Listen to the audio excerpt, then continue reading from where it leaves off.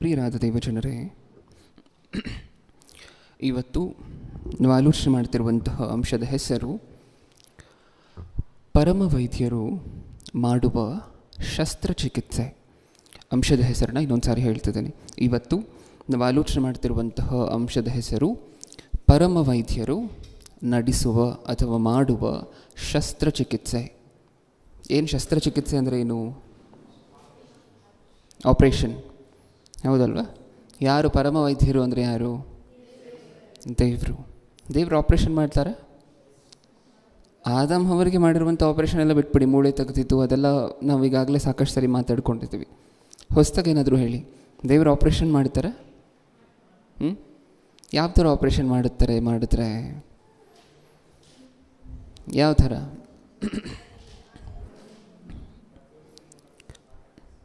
Okay, ಹಾಗಿದ್ರೆ ನೋಡೋಣ ದೇವ್ರು ಯಾವ ಥರ ಆಪ್ರೇಷನ್ ಮಾಡ್ತಾರೆ. ದೇವ್ರಿಗೆ ತನ್ನದ್ದೇ ಆಗಿರುವಂಥ ಒಂದು ಪ್ಯಾಟರ್ನ್ ಇದೆ ಪ್ರಿಯರೇ. ಎಷ್ಟು ಅದ್ಭುತವಾಗಿದೆ ಅಂತ ಹೇಳಿ ಇವತ್ತಿನ ಸಂದೇಶದಲ್ಲಿ ಗೊತ್ತಾಗುತ್ತೆ ನಮಗೆ. ಈ ಲೋಕದಲ್ಲಿ ನೀವು ಸಾಕಷ್ಟು ಜನ ಸರ್ಜನ್ಗಳನ್ನು ನೋಡಿರ್ತೀರ, ಆದರೆ ತಾನು ಆಪ್ರೇಷನ್ ಮಾಡಬೇಕಾದ್ರೆ ವಿಭಿನ್ನವಾಗಿರುವಂಥ ರೀತಿಯಲ್ಲಿ ಎಲ್ಲ ಕ್ರಮಗಳನ್ನು ಪಾಲಿಸಿ ನಂತರನೇ ಆಪ್ರೇಷನ್ ಮಾಡ್ತಾರೆ. ನೋಡೋಣ ಒಂದು ಸರಿ ಇವತ್ತು. ಓಕೆ, ದೇವರು ಹೇಗೆ ಸರ್ಜರಿ ಮಾಡ್ತಾರೆ, ಆಪ್ರೇಷನ್ ಮಾಡ್ತಾರೆ ಅನ್ನುವುದಕ್ಕಿಂತ ಮುಂಚೆ ನಮಗೇನಾದರೂ ಒಂದು ಅನಾರೋಗ್ಯ ಸಮಸ್ಯೆ ಬಂತು ಅಂತ ಅಂದ್ಕೊಳ್ಳಿ. ಅನಾರೋಗ್ಯ ಸಮಸ್ಯೆ, ಓಕೆ, ಎಲ್ಲೋ ಒಂದು ಗಡ್ಡೆ ಏರ್ಪಟ್ಟಿದೆ ಅಥವಾ ಇನ್ನೊಂದು ಆಗಿದೆ ಅಂತ ಅಂದ್ಕೊಳ್ಳಿ. ಈಗ ಡಾಕ್ಟ್ರ್ ಹತ್ರ ಹೋಗ್ತೀರಾ, ಡಾಕ್ಟ್ರ್ ಹತ್ರ ಹೋಗ್ತೀರಾ. ನೋವು ಜಾಸ್ತಿ ಆದರೆ ಡಾಕ್ಟ್ರ್ ಹತ್ರ ಹೋಗ್ತೀರಾ. ಅದು ಒಂದಷ್ಟು ದಿನಗಳು ಕಳೆದು ಆ ಗಡ್ಡೆ ಹಾಗೆ ಇದ್ದರೆ ನೀವು ಹೋಗ್ತೀರಾ. ಇಲ್ಲೆಲ್ಲಾದರೂ ಲಂಪ್ ಬಂದಿದೆ ಅಂತ ಅಂದ್ಕೊಳ್ಳಿ, ಗಡ್ಡೆನೋ ಲಂಪ್ ಅಂತ ಹೇಳಿ ಕರಿತೀವಲ್ವ, ಅದಾಗಿದೆ ಅಂತ ಅಂದ್ಕೊಳ್ಳಿ.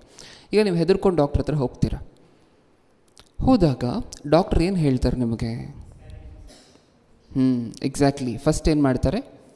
ಸ್ಕ್ಯಾನ್ ಮಾಡ್ತಾರೆ. ಅಂದರೆ ಸ್ಕ್ಯಾನ್ ಅನ್ನುವಂತಹದ್ದು ಒಂದು ರೀತಿಯಾಗಿರುವಂತಹ ಟೆಸ್ಟ್ ಅಂತ ಹೇಳಿ ಕರಿಬೋದಾ? ಆ ರೋಗ ಎಷ್ಟರವರೆಗೂ ಇದೆ, ಇರುವಂತಹದ್ದು ಇದು ಒಂದೇ ರೋಗನ, ಇನ್ನೂ ಏನಾದರೂ ಅನಾರೋಗ್ಯ ಸಮಸ್ಯೆಗಳಿದೆಯಾ ಅಂತ ಹೇಳಿ ಪ್ರತಿಯೊಂದನ್ನು ಸಹ ಡೀಟೇಲ್ಡಾಗಿ ಎಕ್ಸಾಮೈನ್ ಮಾಡ್ತಾರೆ, ಟೆಸ್ಟ್ಗಳು ಮಾಡ್ತಾರೆ.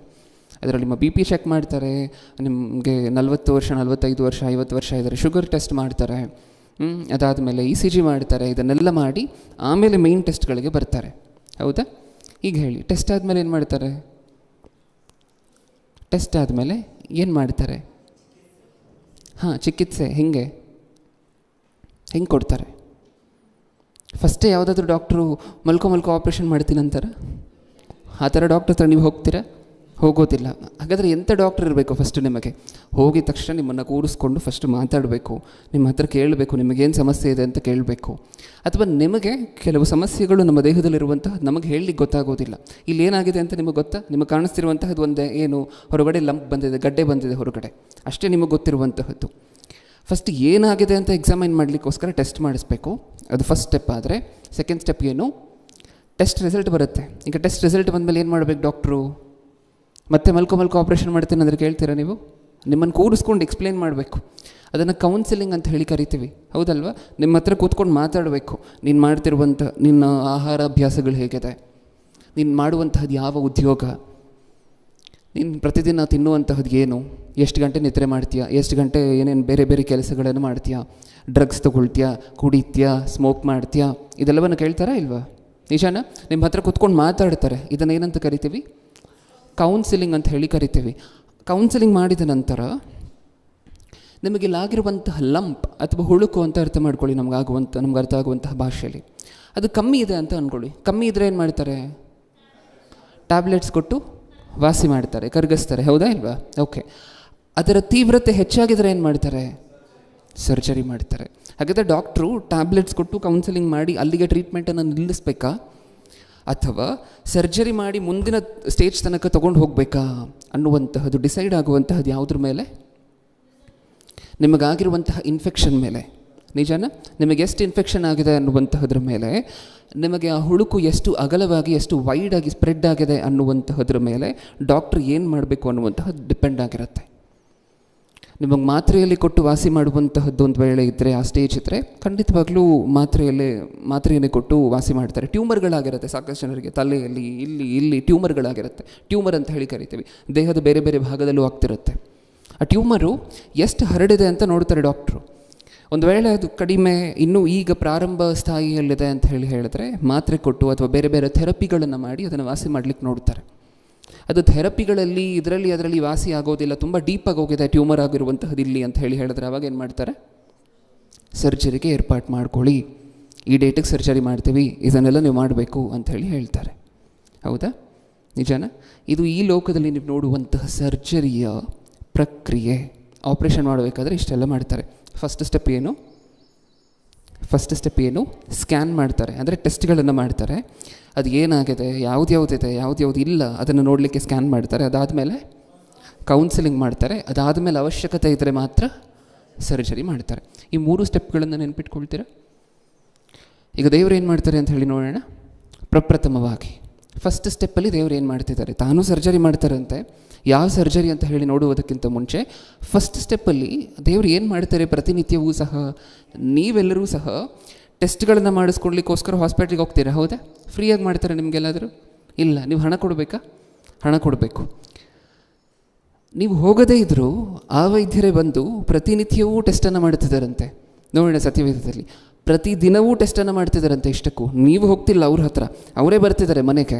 ಅವ್ರು ಬಂದು ನೀವಿರುವಂತಹ ಕಡೆ ನಿಮ್ಮ ಪಕ್ಕದಲ್ಲಿ ಕೂತ್ಕೊಂಡು ನಿಮ್ಮ ಹತ್ರ ಇದ್ಕೊಂಡು ಟೆಸ್ಟನ್ನು ನಡೆಸ್ತಿದ್ದಾರಂತೆ. ಈ ಟೆಸ್ಟು 6 ತಿಂಗಳಿಗೋ 3 ತಿಂಗಳಿಗೋ ಆ್ಯನ್ಯುವಲ್ ಚೆಕಪ್ಪು, ವರ್ಷಕ್ಕೊಂದ್ಸರಿ ನಡೆಯುವಂಥ ಆ್ಯನ್ಯುವಲ್ ಚೆಕಪ್ ಅಲ್ಲ, ಪ್ರತಿದಿನವೂ ಟೆಸ್ಟ್ ಮಾಡ್ತಿದ್ದಾರಂತೆ ಬಂದು. ಹೌದಾ?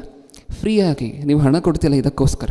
ನೋಡೋಣ ಒಂದು ಸರಿ ದೇವರು ಏನು ಮಾಡ್ತಿದ್ದಾರೆ, ದೇವರು ಮಾಡ್ತಿರುವಂತಹ ಟೆಸ್ಟ್ಗಳು ಹೇಗಿದೆ. ಫಸ್ಟ್ ಸ್ಟೆಪ್ಪಲ್ಲಿ ಕೀರ್ತನೆಗಳು 17ನೇ ಅಧ್ಯಾಯ, ಕೀರ್ತನೆಗಳು 17ನೇ ಅಧ್ಯಾಯ 3ನೇ ವಚನ. 17:3. ನೀನು ನನ್ನ ಹೃದಯವನ್ನು ಪರೀಕ್ಷಿಸಿದರು, ರಾತ್ರಿ ವೇಳೆ ವಿಚಾರಿಸಿದರು, ನನ್ನನ್ನು ಪುಟಕ್ಕೆ ಹಾಕಿ ಶೋಧಿಸಿದರು. ಯಾವ ದುರಾಲೋಚನೆಯಾದರೂ ನನ್ನಲ್ಲಿ ದೊರೆಯುವುದಿಲ್ಲ, ನನ್ನ ಬಾಯಲ್ಲಿಯೂ ತಪ್ಪಿಲ್ಲ. ಇದು ದೇವರು ಮಾಡುವಂತಹ ಟೆಸ್ಟ್ ಅಂತೆ ಪ್ರಿಯರೇ. ಯಾವಾಗ ಮಾಡ್ತಾರಂತೆ ಇಷ್ಟಕ್ಕೂ? ನೀನು ನನ್ನ ಹೃದಯವನ್ನು. ಹಾಗಾದರೆ ದೇವರು ಯಾವುದನ್ನು ಟೆಸ್ಟ್ ಮಾಡ್ತಿದ್ದಾರೆ? ಹೊರಗಡೆದೆಲ್ಲ ಟೆಸ್ಟ್ ಮಾಡಲಿಕ್ಕೆ ಎಕ್ವಿಪ್ಮೆಂಟ್ಸು ಪ್ರಪಂಚದಲ್ಲಿ ಸಾಕಷ್ಟು ಲ್ಯಾಬೋರೇಟ್ರಿಗಳಿದೆ. ದೇವ್ರ ಫೋಕಸ್ ಎಲ್ಲ ಎಲ್ಲಿರುವಂತಹದ್ದು? ಹೃದಯದ ಮೇಲೆ. ಹೊರಗಡೆ ಕೈ ಮೇಲೆ, ಕಾಲ ಮೇಲೆ ಎಲ್ಲ ಅಲ್ಲ. ಹೃದಯಕ್ಕೇನಾದರೂ ಅಟ್ಯಾಕ್ ಆಗಿದೆಯಾ? ಹೃದಯಕ್ಕೇನಾದರೂ ಸಂಭವಿಸಿದೆಯಾ? ಬರಬಾರ್ದಾಗಿರುವಂತಹ ವೈರಸ್ ಏನಾದರೂ ಅಂಟ್ಕೊಂಡಿದೆಯಾ ಹೃದಯಕ್ಕೆ? ಕೆಟ್ಟ ಗುಣಗಳೇನಾದರೂ ತುಂಬಿಕೊಂಡಿದೆಯಾ ನನ್ನ ಮಕ್ಕಳ ಮನಸ್ಸಿನಲ್ಲಿ? ದ್ವೇಷ, ಹಗೆ, ಕೋಪ, ಕ್ರೋಧ, ಮದ, ಮತ್ಸರ, ಈ ರೀತಿಯಾಗಿರುವಂಥ ಯಾವುದಾದ್ರೂ ಗುಣಗಳಿದೆಯಾ? ಅಥವಾ ನಾನಿದ್ದೀನ ಇಷ್ಟಕ್ಕೂ ನನ್ನ ಮಗನ ಮನಸ್ಸಿನಲ್ಲಿ? ಅಥವಾ ದೆವ್ವವನ್ನು ಕರ್ಕೊಂಡು ಬಂದು ಕೂರಿಸ್ಕೊಂಡಿದ್ದಾನೆ, ಸೈತಾನನ್ನು ಕರ್ಕೊಂಡ್ಬಂದು ಕೂರಿಸ್ಕೊಂಡಿದ್ದಾನ? ಇದೆಲ್ಲ ಗೊತ್ತಾಗಲಿಕ್ಕೋಸ್ಕರ ದೇವ್ರು ಏನು ಮಾಡ್ತಾರಂತೆ? ನೀನು ನನ್ನ ಹೃದಯವನ್ನು ಪರೀಕ್ಷಿಸಿದರು, ರಾತ್ರಿ ವೇಳೆ ವಿಚಾರಿಸಿದರು. ಏನು ಮಾಡ್ತಾರಂತೆ? ರಾತ್ರಿ ಹೊತ್ತು ನೀವು ಮಲಗಿರ್ಬೇಕಾದ್ರೆ ದೇವರು ಬಂದು ಏನು ಮಾಡ್ತಾರೆ? ವಚನದ ಪ್ರಕಾರ ವಿಚಾರಿಸ್ತಾರೆ, ನೋಡ್ತಾರೆ, ಪರೀಕ್ಷಿಸ್ತಾರೆ. ನಾವೇನೋ ನಿದ್ರೆ ಮಾಡ್ತಿರ್ತೀವಿ, ಗೊರಕೆ ಹೊಡಿತಿರ್ತಾರೆ ಸ್ವಲ್ಪ ಜನ. ಹೌದಾ? ಆದರೆ ದೇವರು ಮಾತ್ರ ನೀವು ಗೊರಕೆ ಹೊಡೆದ್ರೂ ಪರವಾಗಿಲ್ಲ ಅಂತ ಹೇಳಿ ರಾತ್ರಿ ಹೊತ್ತು ಏನಕ್ಕೋಸ್ಕರ? ನಿಮ್ಮ ದಿನಪೂರ್ತಿ ಚಟುವಟಿಕೆಗಳು, ಬೇರೆ ಬೇರೆ ರೀತಿಯಾಗಿರುವಂಥ ಆಲೋಚನೆಗಳೆಲ್ಲ ಮುಗಿದೋಗಿರುತ್ತಲ್ವ? ಮುಗಿದೋಗಿ ಫೈನಲ್ ಹಾರ್ಡ್ ಡ್ರೈವ್ ಅನ್ನುವಂಥ ಶೇರ್ ಆಗಿರುತ್ತೆ ನಿಮ್ಮ ಮೈಂಡಲ್ಲಿ. ದಿನಪೂರ್ತಿಯ ಚಟುವಟಿಕೆಗಳೆಲ್ಲ ಮುಗ್ದೋಗಿರುತ್ತಾ? ಈಗ ಫೈನಲ್ ಆಗಿ ಸ್ಟೋರ್ ಆಗಿರುವಂಥ ಹಾರ್ಡ್ ಡ್ರೈವನ್ನು ಯಾರು ಹುಡುಕ್ತಾರಂತೆ ಬಂದು? ಪ್ರತಿನಿತ್ಯವೂ ದೇವರು. ಈ ಟೆಸ್ಟಿಗೆ ನೀವು ಕಾಸು ಕೊಡ್ತಿಲ್ಲ, ಈ ಟೆಸ್ಟಿಗೆ ನೀವು ಹಣ ಕೊಡ್ತಿಲ್ಲ, ಈ ಟೆಸ್ಟಿಗೆ ನೀವು ಹಾಸ್ಪಿಟ್ಲಿಗೆ ಹೋಗುವಂಥ ಅವಶ್ಯಕತೆ ಇಲ್ಲ, ಅವರೇ ಬರ್ತಾರೆ ನಿಮ್ಮ ಹತ್ರ. ಈ ಟೆಸ್ಟಿಗೆ ನೀವು ಇದೇ ಜಾಗದಲ್ಲಿರಬೇಕು ಅನ್ನುವಂಥ ಅವಶ್ಯಕತೆಯೂ ಇಲ್ಲ. ನೀವು ಬೆಂಗಳೂರಲ್ಲಿದ್ದರೂ ಟೆಸ್ಟ್ ನಡೆಯುತ್ತಾ? ಮಂಗಳೂರಲ್ಲಿದ್ದರೆ, US ಹೋದರೆ ನಡೆಯುತ್ತಾ ಟೆಸ್ಟ್ ಪ್ರತಿನಿತ್ಯವೂ ಸಹ? ನೀವು ಎಲ್ಲಿರ್ತೀರೋ ಅಲ್ಲೇ ಬಂದು ದೇವರು ಟೆಸ್ಟ್ ಮಾಡ್ತಿದ್ದಾರೆ. ವಿಚಾರಿಸ್ತಾರಂತೆ, ಹೃದಯವನ್ನು ಪರೀಕ್ಷಿಸ್ತಾರಂತೆ. ಇನ್ನೊಂದು ವಚನವನ್ನು ನೋಡೋಣ. ಸ್ಟೇಜ್ 1ನಲ್ಲಿ ದೇವರು ಏನೇನು ಮಾಡ್ತಿದ್ದಾರೆ? 139ನೇ ಕೀರ್ತನೆ, 139ನೇ ಕೀರ್ತನೆ 23ನೇ ವಚನ.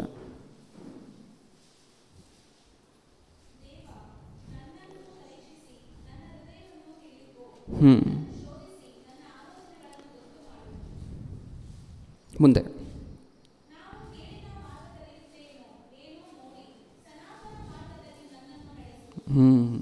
ಏನು ಹೇಳ್ತಾ ಇತ್ತು ಈ ವಚನದಿಂದ ನಮಗೆ? ನಮ್ಮ ಪ್ರಾರ್ಥನೆಗಳು ಹಿಂಗಿರಬೇಕು ದೇವ್ರ ಹತ್ರ. ಹೆಂಗಿರಬೇಕು? ಕಳೆದ ವಾರ ನೋಡ್ಕೊಂಡ್ವಲ್ವ? ಕಳೆದ ವಾರ ಹೆಂಗಿರಬಾರ್ದು ನಮ್ಮ ಪ್ರಾರ್ಥನೆಗಳು ಅಂತ ಮಾತಾಡ್ಕೊಂಡಿದ್ವೋ ಹಂಗಿರದೆ ಹಿಂಗಿರಬೇಕು ನಮ್ಮ ಪ್ರಾರ್ಥನೆಗಳು. ನೀವು ಡಾಕ್ಟ್ರ್ ಹತ್ರ ಹೋಗಿ ಏನು ಹೇಳ್ತೀರಾ?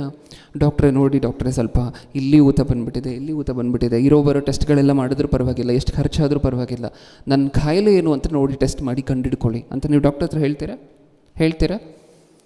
ದೇವರ ಹತ್ರ ಭಕ್ತರು ಮಾಡ್ತಿರುವಂತಹ ಪ್ರಾರ್ಥನೆ ಎಷ್ಟು ಅದ್ಭುತವಾಗಿದೆ ನೋಡಿ. ಇದರಲ್ಲಿ ದೇವ ನನ್ನನ್ನು ಪರೀಕ್ಷಿಸಿ ನನ್ನ ಹೃದಯವನ್ನು ತಿಳಿದುಕೋ, ನನ್ನನ್ನು ಶೋಧಿಸಿ ನನ್ನ ಆಲೋಚನೆಗಳನ್ನು ಗೊತ್ತು ಮಾಡು. 24ನೇ ವಚನ, ನಾನು ಕೇಡಿನ ಮಾರ್ಗದಲ್ಲಿರುತ್ತೇನೋ ಏನೋ ನೋಡಿ ಸನಾತನ ಮಾರ್ಗದಲ್ಲಿ ನನ್ನನ್ನು ನಡೆಸು. ಸನಾತನ ಮಾರ್ಗ ಅಂದರೆ ಇವ್ರು ಮಾತಾಡ್ಕೊಳ್ತಾರಲ್ವ ಸ್ವಲ್ಪ ಜನ ನಮ್ಮ ದೇಶದಲ್ಲಿ, ಅದಲ್ಲ ಸನಾತನ ಮಾರ್ಗ. ಸನಾತನ ಮಾರ್ಗ ಅಂದರೆ ಆದಿಯಿಂದಲೂ ಆದಾಮನ ಕಾಲದಿಂದಲೂ ಸಹ ಮನುಷ್ಯರು ನಡಿಬೇಕಾಗಿರುವಂತಹ ಐಡಿಯಲಿಸ್ಟಿಕ್ ವೇ, ದೇವರು ಸ್ಥಾಪಿಸಿರುವಂತಹ ಮಾರ್ಗ, ಅದು ಸನಾತನ ಮಾರ್ಗಕ್ಕಿರುವಂತಹ ಡೆಫಿನೇಷನ್ ಸತ್ಯವೇದದ ಪ್ರಕಾರ. ಓಕೆ, ಹಾಗಾದರೆ ಭಕ್ತರು ಏನು ಪ್ರಾರ್ಥನೆ ಮಾಡ್ತಿದ್ದಾರೆ? ನಾವು ಡಾಕ್ಟರ್ ಹತ್ರ ಹೋಗಿ ಏನು ಹೇಳ್ತೀವೋ ಅದನ್ನೇ ಭಕ್ತರು ಯಾರ ಹತ್ರ ಹೇಳ್ತಿದ್ದಾರೆ? ದೇವರ ಹತ್ರ. ನಾವು ಕೈ ನೋವು ನೋಡಿ ಡಾಕ್ಟ್ರೆ ಹೆಂಗಾದರೂ ವಾಸಿ ಮಾಡಿ, ಇದಕ್ಕೆ ಟೆಸ್ಟ್ ಮಾಡಿ, ಇದಕ್ಕೂ ಟೆಸ್ಟ್ ಮಾಡಿ, ಪರವಾಗಿಲ್ಲ. ಭಕ್ತರು ಏನಂತಿದ್ದಾರೆ ದೇವ್ರ ಹತ್ರ? ನನ್ನ ಹೃದಯವನ್ನು ದೇವರೇ ನೀನು ಪರೀಕ್ಷೆ ಮಾಡಿ ನೋಡಿ, ಒಂದು ವೇಳೆ ನಾನು ಕೆಟ್ಟ ಮಾರ್ಗದಲ್ಲಿದ್ದರೆ, ಒಂದು ವೇಳೆ ನಾನು ತಪ್ಪಾದ ಮಾರ್ಗದಲ್ಲಿದ್ದರೆ, ಸರಿಯಾದ ಮಾರ್ಗದಲ್ಲಿ ಇದ್ದೀನೋ ಇಲ್ವೋ ಅಂತ ಹೇಳಿ ನೋಡಿ ಅದಕ್ಕೆ ಬೇಕಾಗಿರುವಂತಹ ಟ್ರೀಟ್ಮೆಂಟನ್ನು ಸ್ಟಾರ್ಟ್ ಮಾಡು ಅನ್ನುವಂತಹ ಬೇಡಿಕೆಯನ್ನು ಇಡ್ತಿದ್ದಾರೆ. ಹೌದಾ? ಫಸ್ಟ್ ಸ್ಟೇಜಲ್ಲಿ ಏನು ಮಾಡ್ತಾರೆ ಅಂತ ಹಾಗಿದ್ರೆ ದೇವರು ಟೆಸ್ಟ್ ಮಾಡ್ತಾರೆ. ನಾವು ಲ್ಯಾಬೋರೇಟ್ರಿಗೆ ಹೋಗ್ತೀವಿ ಟೆಸ್ಟ್ ಮಾಡಿಸ್ಲಿಕ್ಕೆ, ಆದರೆ ದೇವರು ನಿಮ್ಮ ಮನೆಗೆ ಬರ್ತಿದ್ದಾರೆ, ನಿಮ್ಮ ಮನಸ್ಸು ಹತ್ರ ಬರ್ತಿದ್ದಾರೆ ನೋಡಲಿಕ್ಕೆ. ಈ ಮನಸ್ಸು ಸರಿಯಾಗಿದೆಯಾ, ಇದಕ್ಕೇನಾದರೂ ಕಾಯಿಲೆ ಬಂದಿದೆಯಾ, ಹೊಟ್ಟೆ ಕಿಚ್ಚು, ನಾನು ಆಗಲೇ ಹೇಳಿದ್ನಲ್ವ, ದ್ವೇಷ, ಇನ್ನೊಂದು ಅಡಿಕ್ಷನ್, ಯಾವುದಕ್ಕಾದರೂ ಈ ರೀತಿಯಾಗಿರುವಂಥ ಏನಾದರೂ ಕಾಯಿಲೆಗಳಿದೆಯಾ ಈ ಮನಸ್ಸಿಗೆ ಅಂತ ಹೇಳಿ ನೋಡಿ. ಈಗ ಟೆಸ್ಟ್ ಆಗಿದೆ. ಈ ಟೆಸ್ಟಲ್ಲಿ ಏನೇನೆಲ್ಲ ಕಾಣಿಸುತ್ತೆ? ಸಾಕಷ್ಟು ನಮಗೆ ಕಾಣಿಸ್ತಾ ಇರುವಂತಹ ವಿಚಾರ ಯಾರಿಗೆ ಕಾಣಿಸುತ್ತೆ? ಟೆಸ್ಟ್ ಮಾಡ್ತಿರುವಂತಹ ವ್ಯಕ್ತಿಗೆ ಕಾಣಿಸುತ್ತೆ. ಹೌದಲ್ವ? ಒಬ್ಬ ವ್ಯಕ್ತಿ ಕ್ಯಾನ್ಸರ್ ಬಂದಿದೆ ಅಂತ ಹೇಳಿದ್ರೆ ಆ ವ್ಯಕ್ತಿಗೆ ಗೊತ್ತಾಗುವಂತಹದ್ದು ತನ್ನಲ್ಲಿ ಕ್ಯಾನ್ಸರ್ ಇದೆ ಅಂತ ಹೇಳಿ ಕೊನೆ ಸ್ಟೇಜಿಗೆ ಹೋದ ಮೇಲೆ ಬಹುತೇಕ ಸರಿ ಕ್ಯಾನ್ಸರ್ ಪೇಷಂಟ್ಗಳನ್ನು ಏನಕ್ಕೋಸ್ಕರ ಉಳಿಸ್ಲಿಕ್ಕೆ ಆಗೋದಿಲ್ಲ ಅಂದರೆ ಇದೇ ಮೇಜರ್ ರೀಸನ್. ಏನು ರೀಸನ್? ಕಾರಣ ಏನು? ಕ್ಯಾನ್ಸರ್ಗೆ ಔಷಧಿ ಇಲ್ಲ ಅಂತಲ್ಲ ಅದರ ಅರ್ಥ. ಕಾರಣ ಏನು? ಡಯಾಗ್ನೋಸಿಸ್ ಆಗುವಂತಹದ್ದು, ಗೊತ್ತಾಗಿ ಬರುವಂತಹದ್ದು ಕೊನೆಯ ಸ್ಟೇಜಲ್ಲಿ ಇರಬೇಕಾದ್ರೆ. ಯಾಕೆಂದರೆ ಮೂಗಲ್ಲಿ ಲುಕೇಮಿಯಾ ಅಂತ ಕರಿತೀವಿ, ಬ್ಲಡ್ ಕ್ಯಾನ್ಸರನ್ನು, ಮೂಗಲ್ಲಿ ಬ್ಲಡ್ ಬರುವಂತಹದ್ದು, ಬಾಯಲ್ಲಿ ಬ್ಲಡ್ ಬರುವಂತಹದ್ದು, ಇದೆಲ್ಲ ಯಾವಾಗಾಗುತ್ತೆ ಗೊತ್ತಾ? ಕ್ಯಾನ್ಸರ್ ಸ್ಟಾರ್ಟಿಂಗ್ ಸ್ಟೇಜಲ್ಲಿ ಆಗೋದಿಲ್ಲ, ಕೊನೆಯ ಸ್ಟೇಜಲ್ಲಿ ಆಗುತ್ತೆ. ಈಗ ಕೊನೆಯ ಸ್ಟೇಜಲ್ಲಿ ಹೋಗಿ ಏನಾದರೂ ಪ್ರಯೋಜನ ಇದೆಯಾ? ಇಲ್ಲ. ನನ್ನ ಮಕ್ಕಳಿಗೆ ಅಂಥ ಪರಿಸ್ಥಿತಿ ಬರಬಾರ್ದು ಅಂತ ಹೇಳಿ ದೇವರು ಪ್ರತಿನಿತ್ಯವೂ ಒಂದು ದಿನವೂ ಬಿಡದೆ ಪ್ರತಿ ರಾತ್ರಿಯೂ ಬಂದು ನಮ್ಮ ಹೃದಯವನ್ನು ನೋಡ್ತಾನೆ ಇದ್ದಾರಂತೆ. ಯಾಕೆಂದರೆ ಇದು ಇನ್ನು ಬದಲು ಮಾಡಲಿಕ್ಕೆ ಆಗೋದಿಲ್ಲ ಅನ್ನುವಂತಹ ಸ್ಟೇಜಲ್ಲಿ ಡಯಾಗ್ನೋಸಿಸ್ ಆದರೆ ಏನು ಪ್ರಯೋಜನ ಇಲ್ಲ. ಮುಂಚಿತವಾಗಿ ಡಯಾಗ್ನೋಸ್ ಆಗಬೇಕಲ್ವ? ಪ್ರತಿನಿತ್ಯವೂ ಬಂದು ಟೆಸ್ಟ್ ಮಾಡ್ತಿದ್ದಾರಂತೆ. ಈ ಟೆಸ್ಟಲ್ಲಿ ನಾನು ಆಗಲೇ ಹೇಳಿದ ಹಾಗೆ ನಮಗೆ ಗೊತ್ತಿಲ್ಲದೆ ಇರುವಂಥ ಸಾಕಷ್ಟು ವಿಚಾರಗಳು ಯಾರಿಗೆ ಗೊತ್ತಾಗುತ್ತೆ? ಟೆಸ್ಟ್ ಮಾಡ್ತಿರುವಂತಹ ವ್ಯಕ್ತಿಗೆ ಗೊತ್ತಾಗುತ್ತೆ. ನಾವು ಚೆನ್ನಾಗಿರ್ತೀವಿ ಅಂತ ಅಂದ್ಕೊಂಡಿರ್ತೀವಿ. ನೀವು ಹೋಗಿ ಆ್ಯನ್ಯುವಲ್ ಚೆಕಪ್ ಮಾಡಿಸಿದ್ರಿ ಅಂತ ಅಂದ್ಕೊಳ್ಳಿ, ಅವ್ರು ಹೇಳ್ತಾರೆ ನಿಮಗೆ, ಹಾಗಿದ್ರೆ ನಿಮ್ಮ ದೇಹದಲ್ಲಿ ಪ್ಲೇಟ್ಲೆಟ್ಸ್ ಕೌಂಟು ಕಡಿಮೆ ಇದೆ ಅಂತ ಹೇಳ್ತಾರೆ. ಅಥವಾ ಈ ಒಂದು ಯಾವುದೋ ಒಂದು ವೈರಸ್ ಅನ್ನುವಂತಹದ್ದು ಸೋಕಿದ ಹಾಗಿದೆ ಅಂತ ಹೇಳ್ತಾರೆ. ನಮಗೆ ಗೊತ್ತಿರಲಿಲ್ಲ, ನೀವು ಟೆಸ್ಟ್ ಮಾಡಿಸಿದಾಗಲೇ ಅದು ಗೊತ್ತಾಗುವಂತಹದ್ದು. ಹೌದಾ? ಇದು ನಮ್ಗೆ ಅರ್ಥ ಆದರೆ ನಮಗೆ ಗೊತ್ತಿಲ್ಲದೆ ಇರುವಂಥ ಸಾಕಷ್ಟು ಗುಣಗಳು ನಮ್ಮ ಹೃದಯದಲ್ಲಿ ಇದೆ ಅಂತ ಯಾರಿಗೆ ಗೊತ್ತಾಗುತ್ತೆ? ದೇವರಿಗೆ. ಹೌದಾ? ಓಕೆ, ನೀವು ಇದನ್ನು ನೋಡಿದ ನಂತರ ಸೆಕೆಂಡ್ ಸ್ಟೆಪ್ ಯಾವುದು ಅಂತ ಮಾತಾಡ್ಕೊಂಡಿದ್ವಿ. ಈ ಟೆಸ್ಟ್ಗಳನ್ನು ಮಾಡಿ ಮುಗಿಸಿದ ನಂತರ ಸೆಕೆಂಡ್ ಸ್ಟೆಪ್ ಯಾವುದು? ಕೌನ್ಸೆಲಿಂಗ್. ಹೌದಲ್ವಾ? ಓಕೆ, ಈಗ ಕೌನ್ಸೆಲಿಂಗ್ ಮಾಡ್ತಾರ ದೇವರು? ಕೌನ್ಸೆಲಿಂಗ್ ಮಾಡ್ತಾರ? ಒಂದು ಕೆಟ್ಟ ಗುಣ ಇದೆ ಅಂತ ಅಂದ್ಕೊಳ್ಳಿ. ದೇವರು ಟೆಸ್ಟ್ ಮಾಡ್ತಾ ಬರ್ತಿದ್ರು.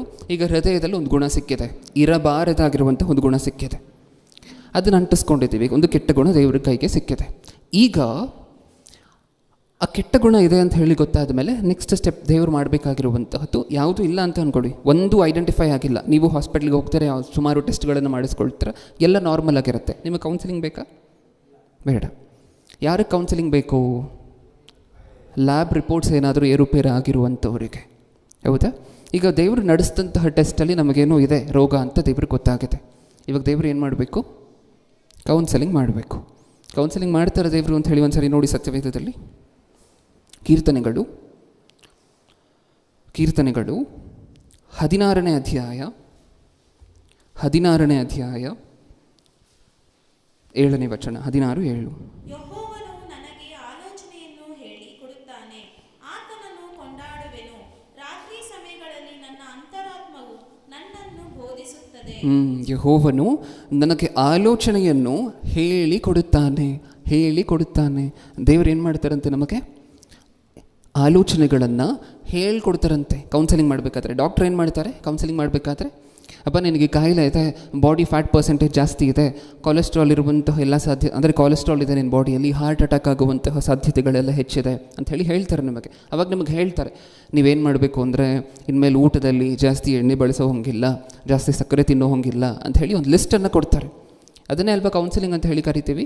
ಏನು ಮಾಡಬೇಕು, ಏನು ಮಾಡಬಾರ್ದು, ರೋಗ ಇದ್ದಾಗ, ಕಾಯಿಲೆ ಇದ್ದಾಗ ಏನು ಮಾಡಬೇಕು, ಹೆಂಗಿರಬಾರ್ದು, ಇದನ್ನೇ ಅಲ್ವಾ ಕೌನ್ಸಿಲಿಂಗ್ ಅಂತ ಹೇಳಿ ಕರಿತೀವಿ. ಇವಾಗ ದೇವ್ರು ಏನಂತಿದ್ದಾರೆ? ದೇವ್ರು ಏನು ಮಾಡ್ತಾರಂತೆ ನಮಗೆ? ಯೆಹೋವನು ನನಗೆ ಆಲೋಚನೆಯನ್ನು ಹೇಳಿಕೊಡುತ್ತಾನೆ. ದೇವ್ರು ಕೌನ್ಸಿಲಿಂಗ್ ಮಾಡ್ತಾರಂತೆ ಮನುಷ್ಯರ ಹತ್ರ.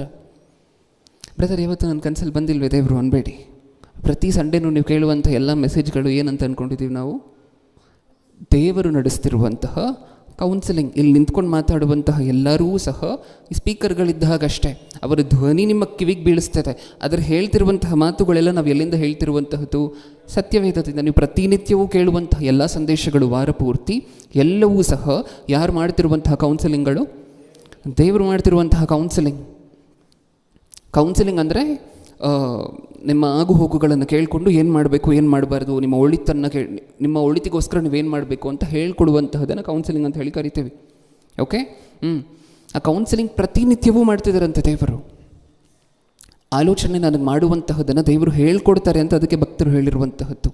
ಆಮೇಲೆ ದೇವರು ಹೇಳ್ಕೊಟ್ಟ ನಂತರ ಅದನ್ನು ಸ್ವೀಕಾರ ಮಾಡಿಕೊಂಡಂತಹ ನನ್ನ ಅಂತರಾತ್ಮ ಅದನ್ನು ನನಗೆ ಬೋಧಿಸುತ್ತೆ. ನೀವು ಆ ವಚನದಲ್ಲಿ ಅದನ್ನು ಸಹ ಓದಿದ್ರಿ. ಇನ್ನೊಂದು ಸರಿ ಓದಿ ಅದನ್ನು.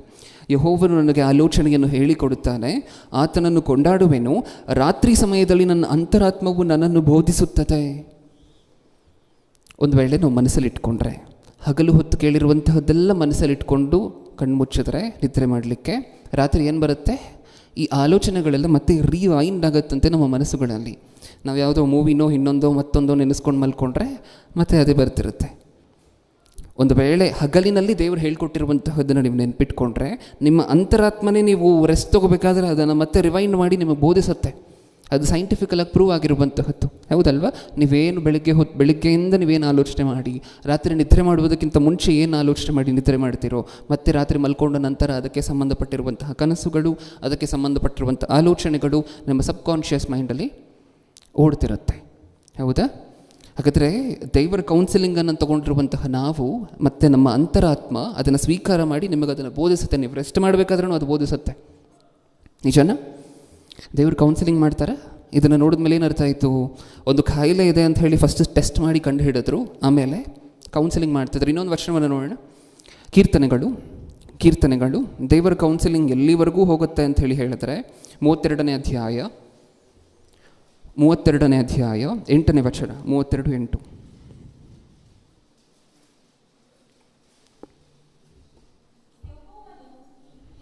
ಉಪದೇಶಿಸಿ ನಡೆಯಬೇಕಾದ ಮಾರ್ಗವನ್ನು ತಿಳಿಸುವೆನು, ನಿನ್ನನ್ನು ಕಟಾಕ್ಷಿಸಿ ಆಲೋಚನೆ ಹೇಳುವೆನು ಅನ್ನುತ್ತಾನಲ್ಲ. ಯೆಹೋವನು ನಿನ್ನನ್ನು ಉಪದೇಶಿಸಿ ನಡೆಯಬೇಕಾದ ಮಾರ್ಗವನ್ನು ತಿಳಿಸುವೆನು, ನಿನ್ನನ್ನು ಕಟಾಕ್ಷಿಸಿ ಆಲೋಚನೆ ಹೇಳುವೆನು ಅನ್ನುತ್ತಾನಲ್ಲ. 9ನೇ ವಚನ. ಆದದರಿಂದ ನೀವು ವಿವೇಕಹೀನರಾಗಿ ಕುದುರೆಯಂತಾಗಲಿ ಹೇಸರಗತ್ತೆಯಂತಾಗಲಿ ಇರಬೇಡಿರಿ.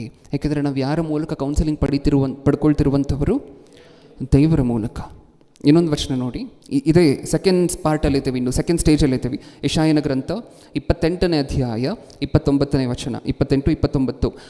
ಈ ಪ್ರಪಂಚದಲ್ಲಿ ನಿಮ್ಮನ್ನು ಕೌನ್ಸಿಲಿಂಗ್ ಕೊಡಬೇಕಾದ್ರೆ, ನಿಮಗೆ ಕೌನ್ಸಿಲಿಂಗ್ ಕೊಡಬೇಕಾದ್ರೆ ಯಾರಾದರೂ ತಪ್ಪಾದ ಕೌನ್ಸಿಲಿಂಗ್ ಕೊಡಬಹುದೇನೋ? ಆದರೆ ದೇವರು ಯಾವತ್ತು ತಪ್ಪಾದ ಕೌನ್ಸಿಲಿಂಗ್ ಕೊಡ್ತಾರೆ? ಇಲ್ಲಿ ಸಾಕಷ್ಟು ಜನ ನೀವು ನ್ಯೂಸ್ಗಳಲ್ಲಿ ನೋಡಿರುವಂತಹ ಸ್ಕ್ಯಾಮ್ಗಳು ಇದೆ ಅಲ್ವಾ? MBBS ಮಾಡಿರೋದಿಲ್ಲ, ಕನಿಷ್ಠ ಪಕ್ಷ ಡಾಕ್ಟರ್ ಅಂದರೆ MBBS ಮಾಡಬೇಕು. ಅದನ್ನೂ ಮಾಡದೆ ಬಂದು ಪೇಷಂಟ್ಗೆ ಇಷ್ಟ ಬಂದಿರುವಂತಹ ಟ್ಯಾಬ್ಲೆಟ್ಸನ್ನು, ಮೆಡಿಸನನ್ನು ಪ್ರಿಸ್ಕ್ರೈಬ್ ಮಾಡುವಂಥ ಎಷ್ಟು ಜನ ವೈದ್ಯರಿಲ್ಲ. ನೀವು ಎಷ್ಟು ಜನರನ್ನು ನ್ಯೂಸಲ್ಲಿ ನೋಡಿಲ್ಲ, ಹೌದಾ? ಇಲ್ಲಿರುವಂತಹ ಡಾಕ್ಟ್ರುಗಳು ತಪ್ಪಾದ ಕೌನ್ಸಿಲಿಂಗ್ ಕೊಡ್ಬೋದೇನೋ. ಅದರ ದೇವ್ರು ಏನು ಮಾಡ್ತಾರಂತೆ? ಯಾರು ಇಷ್ಟಕ್ಕೂ ದೇವರು 28-29. ಗೋಧಿಯ ಕಾಳನ್ನು ನುಚ್ಚು ನುಚ್ಚು ಮಾಡುವನು. ಯೆಶಾಯನ ಗ್ರಂಥ 28-29. ಈ ವಿವೇಕವು ಸಹ ಅತಿಶಯಾಲೋಚನಾಪರನು, ಸುಜ್ಞಾನ ಶ್ರೇಷ್ಠನೂ ಆಗಿರುವ ಸೇನಾಧೀಶ್ವರನಾದ ಯೆಹೋವನಿಂದಲೇ ಉಂಟಾಗುತ್ತದೆ. ಈ ವಿವೇಕವೂ ಸಹ ಅತಿಶಯಾಲೋಚನಾಪರನು. ದೇವರಿಗಿರುವಂತಹ ಟೈಟಲ್ಗಳಿದಲ್ಲ. ಇದನ್ನೇನಕ್ಕೋಸ್ಕರ ತೋರಿಸ್ತಿದ್ದೀನಿ ಅಂದರೆ, ಈ ಪ್ರಪಂಚದಲ್ಲಿ ಅಪ್ಪಿ ತಪ್ಪಾದ ಕೌನ್ಸಿಲಿಂಗ್ ಕೊಟ್ಟರು ಕೊಡ್ಬೋದು ಯಾರಾದರೂ.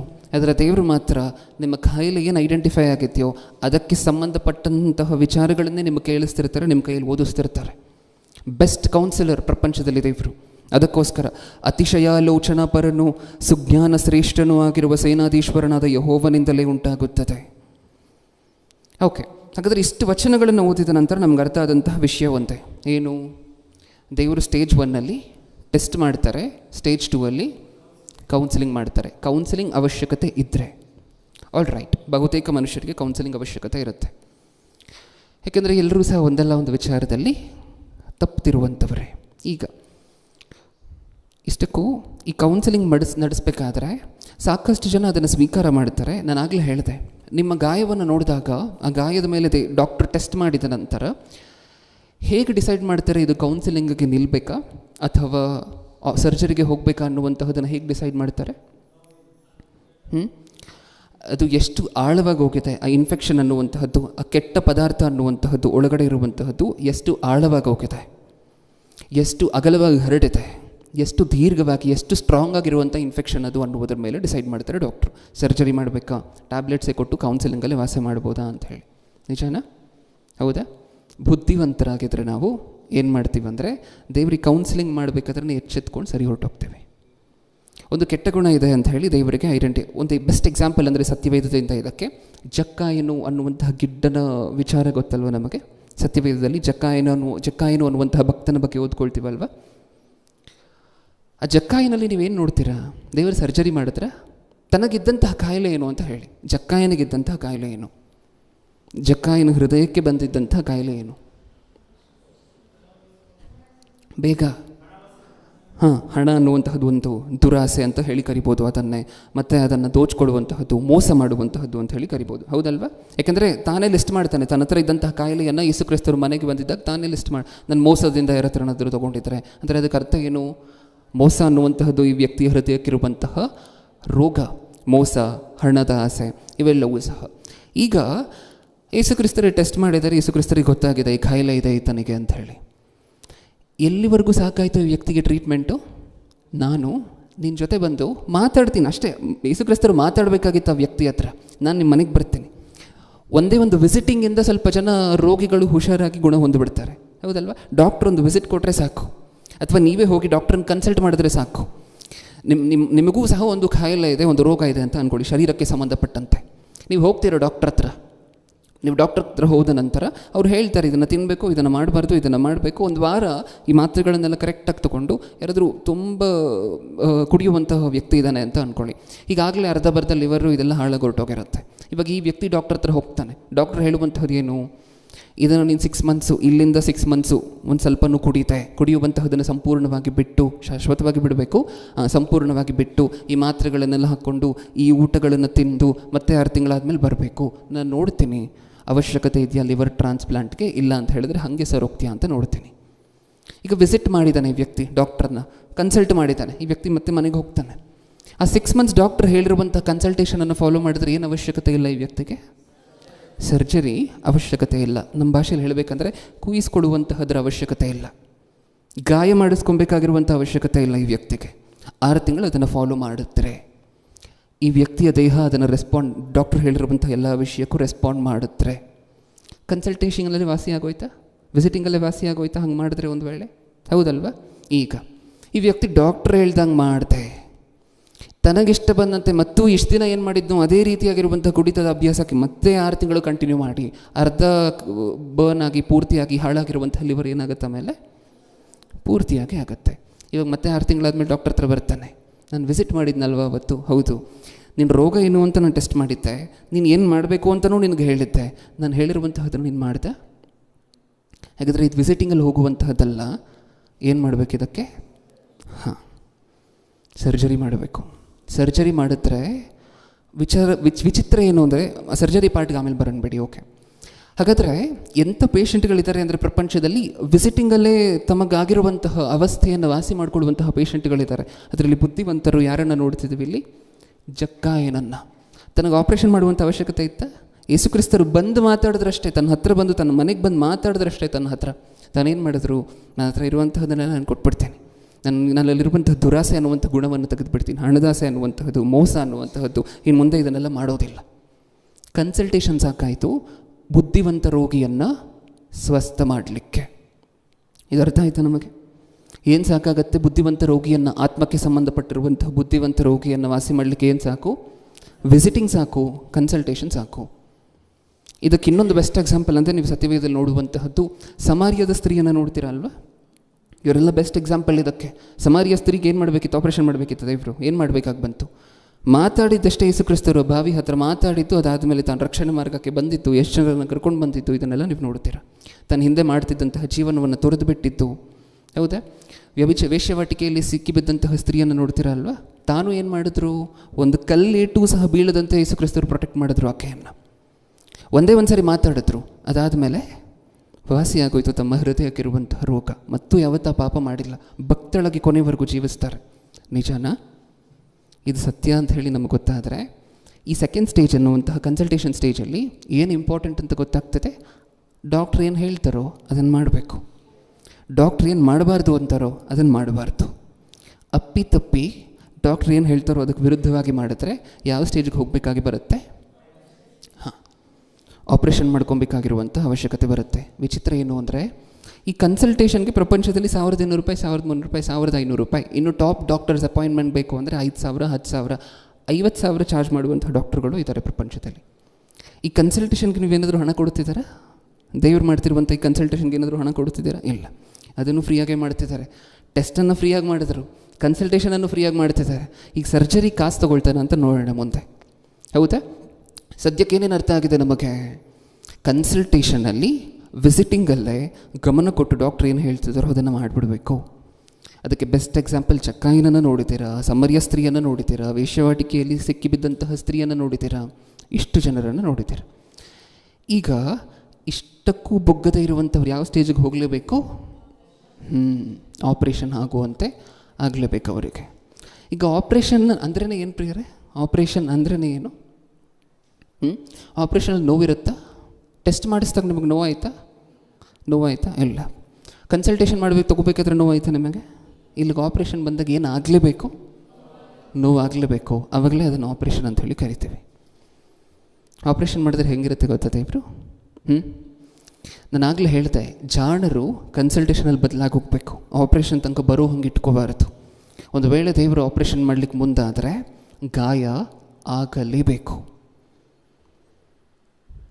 ಈ ಆಪ್ರೇಷನ್ ಅನ್ನುವಂತಹದ್ದು ಬಹಳ ಕೆಟ್ಟದ್ದು ಅಂತ ನಾನು ಹೇಳ್ತಿಲ್ಲ, ಆದರೆ ಒಂದು ನೋವಿಂದ ಕೂಡಿರುವಂಥ ಒಂದು ಪ್ರೋಸೆಸನ್ನು ಏನಕ್ಕೋಸ್ಕರ ನಾವು ಮಾಡಬೇಕು ಅನ್ನುವಂತಹದ್ದು ಪ್ರಶ್ನೆ. ಯಾಕೆ ಬುದ್ಧಿವಂತರಾಗಿ ಕನ್ಸಲ್ಟೇಷನಲ್ಲೇ ಸರೋಗ್ಬಿಡಬಾರ್ದು? ಈ ನೋವನ್ನು ಉಂಟು ಮಾಡುವಂಥ ಈ ಪ್ರೋಸೆಸ್ ಹತ್ರ ಏನಕ್ಕೋಸ್ಕರ ಬರಬೇಕು? ನೀಟಾಗಿ ಅಲ್ಲೇ ಸರೋಗ್ಬೋದಿತ್ತಲ್ವ? ಅವರು ಕೊಯ್ಯುವಂತಹದ್ದು, ಹೊಲಿಗೆ ಹಾಕುವಂತಹದ್ದು, ಮತ್ತೆ ಬರಕ್ಕೆ ಹೇಳುವಂತಹದ್ದು, ಮತ್ತೆ ಕುಯ್ಯುವಂತಹದ್ದು, ಮತ್ತೆ ಇಂಜೆಕ್ಷನ್ಗಳನ್ನೆಲ್ಲ ಚುಚ್ಚುವಂತಹದ್ದೆಲ್ಲ ಏನಕ್ಕೋಸ್ಕರ ಬೇಕು? ನಿಮಗೆ ಇಷ್ಟನ ಇಂಜೆಕ್ಷನ್ ಅಂದರೆ? ಇಲ್ಲ ಅಲ್ವಾ? ನಿಮಗೆ ಇಷ್ಟನ ಚಾಕು ತೊಗೊಂಡು ಕುಯ್ಸ್ಕೋಬೇಕು ಅಂತ ಹೇಳಿದ್ರೆ? ಇಲ್ಲ ಅಲ್ವಾ? ಹಾಗಾದರೆ ಏನಕ್ಕೋಸ್ಕರ ಎರಡನೇ ಸ್ಟೇಜಲ್ಲೇ ಬದಲಾಗಬಾರ್ದು? ಏನಕ್ಕೋಸ್ಕರ ನೋವನ್ನು ಉಂಟು ಮಾಡಿಕೊಂಡೇ ಬದಲಾಗಬೇಕು? ಇಷ್ಟಕ್ಕೂ ಈ ಥರ್ಡ್ ಸ್ಟೇಜ್ ಅನ್ನುವಂಥದ್ದು ತುಂಬ ಬ್ಯೂಟಿಫುಲ್ ಆಗಿರುವಂತಹ ಸ್ಟೇಜೇ. ಅಂದರೆ ಯಾರ್ಯಾರು 2 ಸ್ಟೇಜಲ್ಲಿ ಬೊಗ್ಗಿಲ್ವೋ ಅವ್ರು 3ನೇ ಸ್ಟೇಜಲ್ಲಿ ಬೊಗ್ಗಲೇಬೇಕು. ಆದರೆ ಸ್ವಲ್ಪ ನೋವಿರುತ್ತೆ. ನೋವಿದ್ರೂ ಸಹ ಇದು ಬ್ಯೂಟಿಫುಲ್ ಆಗಿರುವಂತಹ ಸ್ಟೇಜೇ. ಯಾಕೆ ಗೊತ್ತಾ? ಒಂದು ದೀರ್ಘವಾಗಿರುವಂತಹ ವಿಷಯವನ್ನು ನಾನು ಆಗಲೇ ಹೇಳಿದೆ. ಇಲ್ಲ ಲಂಬ ಬಂದಿದೆ ಅಂತ ಅಂದ್ಕೊಳ್ಳಿ ಒಬ್ಬ ಮನುಷ್ಯನಿಗೆ, ಅಥವಾ ಟ್ಯೂಮರ್ ಆಗಿದೆ ಅಂತ ಅಂದ್ಕೊಳ್ಳಿ ತಲೆಯಲ್ಲಿ. ಈಗ ವ್ಯಕ್ತಿಗೆ 2 ಸ್ಟೇಜ್ ಸಾಕಾಗೋದಿಲ್ಲ, ಯಾಕೆಂದರೆ ತೀವ್ರವಾಗಿ ಹರಡಿಬಿಟ್ಟಿದೆ, ತೀವ್ರವಾಗಿ ಆಳಕ್ಕೆ ಹೋಗಿದೆ. ಇವಾಗ ಏನು ಮಾಡಬೇಕು? ಡಾಕ್ಟ್ರು ಆಪ್ರೇಷನ್ ಮಾಡಬೇಕು. ಆಪ್ರೇಷನ್ ಮಾಡುವಂತಹದ್ದು ಆ ನೋವು ಕೂಡಿದ್ರೂ ಪರವಾಗಿಲ್ಲ, ಆ ಥರ್ಡ್ ಸ್ಟೇಜ್ ಎಷ್ಟು ಒಳ್ಳೆಯದು ಅಂತ ಹೇಳಿದ್ರೆ, ಅದನ್ನು ಹಾಗೆ ಬಿಟ್ಟರೆ ಏನಾಗುತ್ತೆ? ಟ್ಯೂಮರನ್ನು ಹರಡುತ್ತೆ, ಎಲ್ಲ ಕಡೆ ಹರಡುತ್ತೆ. ಬ್ರೈನ್ ಇರುವಂತಹ ಪ್ಲೇಸ್ಗೂ ಸಹ ಡ್ಯಾಮೇಜ್ ಮಾಡುತ್ತೆ, ಕ್ಲಾಟ್ ಮಾಡುತ್ತೆ, ಆಮೇಲೆ ಸತ್ತೋಗ್ತಾನೆ ಮನುಷ್ಯ. ಆ ಮನುಷ್ಯ ದೀರ್ಘವಾಗಿರುವಂತಹ ಡಿಸೆಬಿಲಿಟಿಯಿಂದ ಸಫರ್ ಆಗಬಾರ್ದು ಅಂತ, ಬಳಲಬಾರ್ದು ಅಂತ ಹೇಳಿ ಒಳ್ಳೆ ಡಾಕ್ಟ್ರು ಇವಾಗಲೇ ಈ ವ್ಯಕ್ತಿಗೆ ಸ್ವಲ್ಪ ನೋವಾದರೂ ಪರವಾಗಿಲ್ಲ, ತೆಗೆದು ಬಿಡ್ತೇನೆ ಅದನ್ನು ಹೊರಗಡೆ. ಈ ವ್ಯಕ್ತಿಗೆ ಆಗಿರುವಂತಹ ಗಾಯದ ಪಕ್ಕ ಅಥವಾ ಮೇಲೆ ಇನ್ನೂ ದೊಡ್ಡದಾಗಿರುವಂಥ ಗಾಯ ಮಾಡಬೇಕು. ಸರ್ಜರಿ ಅಂದರೆ ಗಾಯ ಮಾಡಬೇಕಲ್ವ? ಗಾಯ ಮಾಡುವಂತಹದ್ದೇ ಅಲ್ವ ಸರ್ಜರಿ ಅಂದರೆ? ಇಷ್ಟು ಲಂಪಿದೆ ಒಳಗಡೆ ಅಂತ ಹೇಳಿದ್ರೆ ಅದನ್ನು ತೆಗಿಬೇಕಂದ್ರೆ ಇಷ್ಟಗಲ ಗಾಯ ಮಾಡಬೇಕು. ಈಗ ಅದನ್ನು ಗಾಯ ಮಾಡಿ ಹೊರಗಡೆ ತೆಗಿಬೇಕು. ಹೌದಾ? ಒಳ್ಳೆ ಡಾಕ್ಟ್ರ್ ಏನು ಮಾಡ್ತಾರೆ? ಈ ವ್ಯಕ್ತಿ ಮುಂದೆ ದೀರ್ಘಕಾಲಕ್ಕೆ ಚೆನ್ನಾಗಿರಬೇಕು ಅಂತ ಹೇಳಿದ್ರೆ ಸ್ವಲ್ಪ ಕಾಲ ಈ ವ್ಯಕ್ತಿಗೆ ನೋವು ಉಂಟು ಮಾಡಿ ಆದರೂ ಪರವಾಗಿಲ್ಲ, ಈ ವ್ಯಕ್ತಿಗೆ ಅದಿರುವಂಥ ಒಳಗಡೆ ಇರುವಂತಹ ಕೆಟ್ಟ ಪದಾರ್ಥವನ್ನು ತೆಗೆದುಬಿಡಬೇಕು. ಇದು ಒಳ್ಳೆ ಡಾಕ್ಟ್ರ್ ಯೋಚನೆ ಮಾಡುವಂತಹ ರೀತಿ. ದೇವರು ಸಹ ಅದನ್ನೇ ಮಾಡ್ತಾರಂತೆ. ಒಂದು ವೇಳೆ ನಮ್ಮ ಹೃದಯದಲ್ಲಿ ಒಂದು ವಿಚಾರ ಇದೆ, ಅದು ಟೆಸ್ಟಲ್ಲಿ ಕಂಡು ಬಂದಿದೆ, ಅದಕ್ಕೆ ಕನ್ಸಲ್ಟೇಷನ್ ಮಾತ್ರ ಸಾಕಾಗೋದಿಲ್ಲ ಅಂತ ಹೇಳಿದ್ರೆ ದೇವರು ಏನು ಡಿಸೈಡ್ ಮಾಡ್ಬೋದು? ಸರ್ಜರಿ ಮಾಡ್ತೀನಿ, ಆಪ್ರೇಷನ್ ಮಾಡ್ತೀನಿ. ಅದಕ್ಕೆ ಸತ್ಯವೇದದಲ್ಲಿ ಹೇಳಿರುವಂತಹದ್ದು, ಗಾಯ ಮಾಡುವಂತಹದ್ದು ನಾನೇ, ಗಾಯ ಕಟ್ಟುವಂತಹದ್ದು. ಓದೋಣ ಒಂದು ಸಾರಿ. ಯೋಬನ ಗ್ರಂಥ 5ನೇ ಅಧ್ಯಾಯ 18ನೇ ವಚನ, 5:18. ಗಾಯ ಮಾಡುವವನು ಗಾಯ ಕಟ್ಟುವವನು ಆತನೇ, ಹೊಡೆಯುವ ಕೈಯೇ ವಾಸಿ ಮಾಡುತ್ತದೆ. ಏನಂತೆ? ಗಾಯ ಮಾಡುವಂಥವನು ಕಟ್ಟುವಂಥವನು ಆತನೇ, ಹೊಡೆಯುವ ಕೈಯೇ ವಾಸಿ ಮಾಡುತ್ತದೆ. ದೇವರು ಏನು ಮಾಡ್ತಾರಂತೆ? ಅವಶ್ಯಕತೆ ಇದ್ದರೆ ಒಂದು ಒಳಗಡೆ ಇರುವಂತಹ ಹೃದಯಕ್ಕೆ ಸಂಭವಿಸಿರುವಂತಹ ಒಂದು ರೋಗವನ್ನು, ಒಂದು ಕೆಟ್ಟ ಪದಾರ್ಥವನ್ನು ಹೊರಗಡೆ ತೆಗಿಬೇಕಂದ್ರೆ ಅವಶ್ಯಕತೆ ಇದ್ದರೆ ಏನು ಮಾಡ್ತಾರೆ? ಗಾಯ ಮಾಡ್ತಾರೆ. ಆ ಗಾಯ ಮಾಡುವಂತಹದನ್ನು ಏನಂತ ಕರಿತೀವಿ? ಸೈಂಟಿಫಿಕ್ ಲ್ಯಾಂಗ್ವೇಜಲ್ಲಿ ಒಳಗಡೆ ಇರುವಂತಹ ಒಂದು ಕೆಟ್ಟ ಪದಾರ್ಥವನ್ನು ಗಾಯ ಮಾಡಿ ಹೊರಗಡೆ ತೆಗೆಯುವಂತಹದನ್ನು ಏನಂತ ಕರಿತೀವಿ? ಆಪ್ರೇಷನ್ ಅಂತ ಹೇಳಿ ಕರಿತೀವಿ. ಅದನ್ನು ಯಾರು ಮಾಡ್ತಾರಂತೆ? ದೇವರು ಮಾಡ್ತಾರೆ. ಹಣ ತೊಗೊಳ್ತಿದ್ದಾರೆ ನಿಮ್ಮ ಹತ್ರ ಆಪ್ರೇಷನ್ಗೆ. ಒಂದು ಬೈಪಾಸ್ ಸರ್ಜರಿಗೆ 4 ಲಕ್ಷ ರೂಪಾಯಿ ಅಂತೆ ಹಾಸ್ಪಿಟ್ಲಲ್ಲಿ, ಹೌದಾ? ಅದು ಹೊರಗಿನ ಹೃದಯದ ಬೈಪಾಸ್ ಸರ್ಜರಿ. ಈ ಒಳಗಿನ ಹೃದಯದ ಬೈಪಾಸ್ ಸರ್ಜರಿ ಏನಿದೆಯಲ್ವ, ಇದನ್ನು ದೇವರು ಫ್ರೀಯಾಗಿ ಮಾಡಿಕೊಡ್ತಾರಂತೆ. ನಿಜನಾ? ಟೆಸ್ಟು ಫ್ರೀಯಾಗಿ, ಅದಾದಮೇಲೆ ಕೌನ್ಸಿಲಿಂಗು ಫ್ರೀಯಾಗಿ, ಸರ್ಜರಿ ನಡೀತಿರುವಂತಹದ್ದು ಫ್ರೀಯಾಗಿ. ವಿಚಿತ್ರ ಏನು ಅಂದರೆ, ಇದು ಯಾವುದಕ್ಕೂ ನೀವು ಹೋಗಬೇಕಾಗಿರುವಂಥ ಅವಶ್ಯಕತೆ ಇಲ್ಲ, ಅವರೇ ಬಂದು ಮಾಡಿ ಮುಗಿಸ್ತಾರೆ. ಈಗ ಒಬ್ಬ ಮನುಷ್ಯನಿಗೆ ನಮ್ಗೆ ಅರ್ಥ ಆಗೋ ಭಾಷೆಯಲ್ಲಿ ಹೇಳಬೇಕಾದ್ರೆ ಕೆಟ್ಟ ಆಲೋಚನೆಗಳು ಅಥವಾ ಅಹಂಕಾರ ಅಥವಾ ಸುಳ್ಳಾಡುವಂತಹದ್ದು, ಬಾಯಿ ತೆಗೆದರೆ ಸುಳ್ಳಾಡುವಂತಹ ಒಂದು ಗುಣ, ಅಥವಾ ಇನ್ನೊಬ್ಬರ ಮೇಲೆ ದ್ವೇಷವನ್ನು ಹೊಂದಿರುವಂತಹದ್ದು, ಹೊಟ್ಟೆ ಕಿಚ್ಚನ್ನು ಹೊಂದಿರುವಂತಹದ್ದು, ಈ ರೀತಿಯಾಗಿರುವಂಥ ಗುಣಗಳಿದೆ ಅಂತ ಅಂದ್ಕೊಳ್ಳಿ. ಏನು ಮಾಡಬೇಕು? ದೇವರು ಕೌನ್ಸಿಲಿಂಗ್ ಕೊಟ್ಟ ಮೇಲೆ ವಾಸಿ ಆಗ್ತಿಲ್ಲ ಅಂತ ಹೇಳಿದ್ರೆ ಮಾಡಬೇಕಾ? ಗಾಯ ಮಾಡಬೇಕಾ? ಗಾಯ ಮಾಡುವಂತಹದ್ದು ಒಳ್ಳೆಯದೇನೋ ಆ ಸಮಯದಲ್ಲಿ? ಹೌದಲ್ವಾ? ಇಷ್ಟು ಕಟ್ಟಾದರೂ ಪರವಾಗಿಲ್ಲ, ಒಳಗಡೆ ಇರುವಂತಹ ವಿಷಕಾರಿಯಾಗಿರುವಂತಹ ಪದಾರ್ಥ ಹೊರಗಡೆ ಬರಬೇಕು. ಓಕೆ, ಈಗ ಹೇಳಿ, ಗಾಯ ಮಾಡುವಂತಹದ್ದು ಅಂದರೆ ಏನು? ಈ ಒಂದು ಕಾಂಟೆಕ್ಸ್ಟಲ್ಲಿ ಗಾಯ ಮಾಡುವಂತಹದ್ದು ಅಂದರೆ ಏನು? ಶಿಕ್ಷಾಹಸ್ತನ ನೋಡೋಣ ಒಂದ್ಸರಿ ದೇವರು ಮಾಡುವಂತಹ ಗಾಯ ಹೇಗಿರುತ್ತೆ ಅಂತ. ಇಷ್ಟು ದಿನ ನಾವು ಸಾಕಷ್ಟು ಸರಿ ಓದಿದ್ದೀವಿ ಮಾತನ್ನು, ಇನ್ನೊಂದು ಸಾರಿ ಓದಿ. ಯೋಬನ ಗ್ರಂಥ 33ನೇ ಅಧ್ಯಾಯ, ಯೋಬನ ಗ್ರಂಥ 33ನೇ ಅಧ್ಯಾಯ 19ನೇ ವಚನ, 33:19. ಇದಲ್ಲದೆ ಸಂಕಟದಿಂದಲೂ ನಿತ್ಯವಾದ ಅಸ್ಥಿ ಪೀಡನದಿಂದಲೂ ಮನುಷ್ಯನು ಹಾಸಿಗೆಯ ಮೇಲೆ ಶಿಕ್ಷಿಸಲ್ಪಡುವನು. ಅವನ ಜೀವವು ಆಹಾರಕ್ಕೆ ಬೇಸರಗೊಳ್ಳುವುದು, ಅವನ ಆತ್ಮವು ಮೃಷ್ಟಾನ್ನಕ್ಕೂ ಅಸಹ್ಯ ಪಡುವುದು. ಅವನ ಮಾಂಸವು ಕ್ಷಯಿಸಿ ಕಾಣದೆ ಹೋಗುವುದು, ಕಾಣದಿದ್ದ ಅವನ ಎಲುಬುಗಳು ಬಯಲಾಗುವವು. ದೇವರು ಮಾಡುವಂತಹ ಸರ್ಜರಿ ಹೆಂಗಿರುತ್ತೆ ಅಂದರೆ ಹೆಂಗಿರುತ್ತೆ? ಸರ್ಜರಿ ಅಂದರೆ ಏನು ಅಂತ ಮಾತಾಡ್ಕೊಂಡಿದ್ದೇವೆ ಇವಾಗವರೆಗೂ. ನೋವು ಉಂಟು ಮಾಡುವಂತಹ ಒಂದು ಪ್ರಕ್ರಿಯೆ, ಕೆಟ್ಟದ್ದನ್ನು ತೆಗಿಬೇಕಾದ್ರೆ ನಮಗಾಗುವಂತಹ ನೋವು. ಒಬ್ಬ ವ್ಯಕ್ತಿ ಇದ್ದಾನೆ, ಈ ವ್ಯಕ್ತಿಗೆ ಮನಸ್ಸಿನಲ್ಲಿ ಪೂರ್ತಿಯಾಗಿ ಅಹಂಕಾರ ಇದೆ ತುಂಬಿಕೊಂಡಿದೆ ಅಂತ ಅಂದ್ಕೊಳ್ಳಿ. ಈಗ ಈ ವ್ಯಕ್ತಿ ಕನ್ಸಲ್ಟೇಷನ್ಗೂ ಹೋಗಿಲ್ಲ, ಟೆಸ್ಟ್ ಮಾಡಿ ಅದರ ರಿಸಲ್ಟ್ ಹೇಳಿದ್ದಕ್ಕೂ ಹೋಗಿಲ್ಲ. ಏನು ಮಾಡಬೇಕು ಈ ವ್ಯಕ್ತಿಗೆ? ನಾನೇ ಸಿಂಹ, ನಾನೇ ಎಲ್ಲವೂ ಸಹ, ನನ್ನ ಮೇಲೆ ಯಾರೂ ಇಲ್ಲ, ನಾನು ಯಾರಿಗೂ ತಗ್ಗೋ ಅವಶ್ಯಕತೆ ಇಲ್ಲ ಅಂತ ಹೇಳಿ ಆ ಥರನೇ ಜೀವನ ಮಾಡ್ತಿದ್ದಾನೆ ಅಂತ ಅಂದ್ಕೊಳ್ಳಿ. ತಗ್ಗಿಸ್ಕೊಳ್ಳುವಂಥ ಸ್ವಭಾವ ಇಲ್ಲ, ಇನ್ನೊಂದಿಲ್ಲ, ತಾನೇ ಎಲ್ಲರ ಮೇಲೂ ಹೆಚ್ಚಿಸ್ಕೊಂಡು ಇನ್ನೊಬ್ಬರ ಮನಸ್ಸನ್ನು ನೋಯಿಸ್ಕೊಂಡು ಜೀವನ ಮಾಡ್ತಿದ್ದಾನೆ. ಈಗ ಕನ್ಸಲ್ಟೇಷನ್ಗೆ ಹೋಗೋದನ್ನ ಈ ವ್ಯಕ್ತಿ ಇಲ್ಲ. ಈಗ ಏನು ಮಾಡಬೇಕು? ಇವರು ಕೊಡಬೇಕಾ ಏನಾದರೂ? ಅಂದರೆ ಒಳಗಿರುವಂಥ ಕೆಟ್ಟ ಪದಾರ್ಥವನ್ನು ತೆಗಿಬೇಕು ಅಂತ ಹೇಳಿದರೆ ಕಟ್ ಮಾಡಬೇಕಾ? ಸ್ವಲ್ಪ ಸುತ್ತಮುತ್ತ ಇರುವಂತಹದೆಲ್ಲ ಕಟ್ ಮಾಡಬೇಕಾ? ಅದನ್ನೇ ಅಲ್ವಾ ಆಪ್ರೇಷನ್ ಅಂತ ಹೇಳಿ ಕರೆಯುವಂತಹದ್ದು. ಅದರಲ್ಲಿ ದೇವರು ಮಾಡುವಂತಹ ಬೇರೆ ಬೇರೆ ಸರ್ಜರಿಗಳಲ್ಲಿ ಇದು ಒಂದು ವಿಧ ಅಂತೆ. ಏನು ಬೇಡ, ನಾನೇ ಎಲ್ಲ, ನನ್ನ ಮೇಲೆ ಯಾರೂ ಇಲ್ಲ, ನಾನು ಎಲ್ಲಕ್ಕೂ ಶಕ್ತನು, ದೇವರಿದ್ದಾರ, ದೇವರಿಲ್ಲ, ನನ್ನ ಶಕ್ತಿಯಿಂದಲೇ ನಾನು ದುಡಿತಿದ್ದೀನಿ ಅಂತ ಅಂತಿದ್ದಾನೆ ಅಂತ ಅಂದ್ಕೊಳ್ಳಿ. ಒಬ್ಬ ವ್ಯಕ್ತಿ ಸಿಕ್ಕಾಪಟ್ಟೆ ಅಹಂಕಾರ, ಗರ್ವ, ಜಂಬ ಎಲ್ಲ ಐತೆ. ಹಾಸ್ಪಿಟಲ್ಲಿ 15 ದಿನ ಮಲಗಿಸ್ಬಿಟ್ರೆ ಸಾಕು. ನಿಜನಾ? ತೀವ್ರವಾಗಿರುವಂತಹ ಮೂಳೆ ನೋವುಗಳು, ಜ್ವರ ಅಥವಾ ಡೆಂಗ್ಯೂ ಫೀವರು ಇನ್ನೊಂದು ಯಾವುದಾದ್ರೂ ತೊಗೊಂಡು ಬಂದು ಹಾಸ್ಪಿಟ್ಲಲ್ಲಿ 1 ತಿಂಗಳು 15 ದಿನ ರೆಸ್ಟ್ ಕೊಟ್ಟರೆ ಸಾಕು. ಆಮೇಲೆ ಹೇಗಾಗಿರ್ತಾನೆ ಗೊತ್ತಾ? ಒಂದು 10 kg ಇಳಿದೋಗಿ, ನಾನೇ ಸಿಂಹ, ನಾನೇ ಎಲ್ಲ, ನನ್ನ ಮೇಲೆ ಯಾರೂ ಇಲ್ಲ, ಎಲ್ಲರ ಮನಸ್ಸನ್ನು ನೋಯಿಸ್ಕೊಂಡು ವಿಚಿತ್ರವಾಗಿ ಬಿಹೇವ್ ಮಾಡ್ತಿರುವಂತಹ ವ್ಯಕ್ತಿ ಸಿಕ್ಕಾಪಟ್ಟೆ ಯವನ ಕಾಲದಲ್ಲಿದ್ದಾನೆ ಅಂತ ಅಂದ್ಕೊಳ್ಳಿ. ಯಾಕೆಂದರೆ ಯವನಸ್ಥರಿಗೆ ಈ ಕಾಯಿಲೆ ಸ್ವಲ್ಪ ಜಾಸ್ತಿ ಅಲ್ವಾ, ಅಹಂಕಾರ ಅನ್ನುವಂತಹದ್ದು. ತಾವು ಸ್ಪೀಡಾಗಿ ಹೋಗ್ತಾರೆ, ಯಾರಾದರೂ ಸ್ಲೋಗಿ ಹೋಗೋ ಅಂತ ಹೇಳಿದ್ರೆ ಏನಂತಾರೆ? ನಿನ್ನ ಕೈಯಲ್ಲಾದರೆ ನೀನು ಹೋಗೋ, ನಿನಗೆ ವಯಸ್ಸಾಗಿದೆ, ಮುದಿಯ, ಸುಮ್ಮನೆ ಕೂತ್ಕೊಳ್ಳೋ ಅಂತೆಲ್ಲ ಮಾತಾಡಿರ್ತಾರೆ ಚೆನ್ನಾಗಿರ್ಬೇಕಾದ್ರೆ. ಹೌದಾ? ಇವಾಗ ದೇವರು ನೀಟಾಗಿ ನೀಯಲ್ಲಿರುವಂತಹ ನಮ್ಮ ಮಂಡಿಯಲ್ಲಿರುವಂತಹ ಒಂದು ಮೂಳೆಯನ್ನು ಸ್ಲಿಪ್ ಮಾಡಿಸಿದ್ರು ಅಂತ ಅಂದ್ಕೊಳ್ಳಿ, ಎಲ್ಲಾದರೂ ಬೀಳಿಸ್ಬಿಟ್ಟು. ಎಲ್ಲಿರಬೇಕು? 4 ತಿಂಗಳು ರೆಸ್ಟ್ ತೊಗೋಬೇಕು ಅಂತ ಹೇಳ್ತಾರೆ ಡಾಕ್ಟ್ರು. ಆಮೇಲೆ ಮತ್ತೆ ಬರ್ತಾನೆ, ಮತ್ತೆ ಬೈಕ್ ಓಡಿಸ್ಬೇಕಲ್ವ, ಕೆಲಸ ಮಾಡಬೇಕಾದ್ರೆ ಬೈಕ್ ಓಡಿಸ್ಬೇಕಲ್ವ. ಹೆಂಗೆ ಓಡಿಸ್ತಾನೆ ಗೊತ್ತಾ? ಮತ್ತೆ ಬೈಕನ್ನು ಸರೋದ ಮೇಲೆ ನಿಧಾನವಾಗಿ. ಈತನು ಇನ್ನೊಬ್ರಿಗೆ ಹೇಳ್ತಾನೆ ಇವಾಗ ಏನಂತ, ಜೋರಾಗಿ ಹೋಗ್ಬೇಡ್ರೋ ಅಂತ. ಹೌದಾ? ಇದಕ್ಕೆ ಬೆಸ್ಟ್ ಎಕ್ಸಾಂಪಲ್ ನನ್ನ ಕಣ್ಣಾರೆ ಕಂಡಿರುವಂಥ ಇತಿಹಾಸ ಇದೆ ಒಂದು. ಮುಂಚೆ ತುಂಬ ಸ್ಪೀಡಾಗಿ ಇಷ್ಟ ಬಂದಂತೆ ರ್ಯಾಶ್ ಆಗಿ ಹಾಗೆ ಹಿಂಗೆಲ್ಲ ಓಡಿಸ್ತಿರುವಂತಹ ವ್ಯಕ್ತಿ ಕಾಲಿಗೆ ಆಕ್ಸಿಡೆಂಟ್ ಆದಮೇಲೆ ಇವಾಗ ಸ್ಟ್ರೈಟಾಗಿ ಆ ಕಡೆ ಈ ಕಡೆ ಎಲ್ಲೂ ನೋಡೋದಿಲ್ಲ. ಬೈಕನ್ನು ಓಡಿಸ್ಬೇಕಾದ್ರೆ 30 ಸ್ಪೀಡು, 40 ಸ್ಪೀಡ್, 50 ಸ್ಪೀಡ್ ಅಷ್ಟೇ, ಮುಗೀತು. ಹಾಗೆಲ್ಲ ಮಾರ್ಪಟ್ಟು ಹೋಗಿರುವಂಥವ್ರು ಇದ್ದಾರೆ ಪ್ರಪಂಚದಲ್ಲಿ. ದೇವರು ಒಂದು ಸರಿ ಸರ್ಜರಿ ಮಾಡಿಸಿದ್ರೆ, ಅದು ಒಂದು ಸರಿ ಹೊರಗಡೆ ಬಂದರೆ ಹಂಗೆ ಸರೋಗ್ತಾರೆ ಮನುಷ್ಯರು. ಹೌದಾ? ಬುದ್ಧಿವಂತರು ಎಲ್ಲಿ ಮಾರ್ಪಡಬೇಕು? 2ನೇ ಸ್ಟೇಜಲ್ಲಿ ಮಾರ್ಪಟ್ಬಿಡಬೇಕು.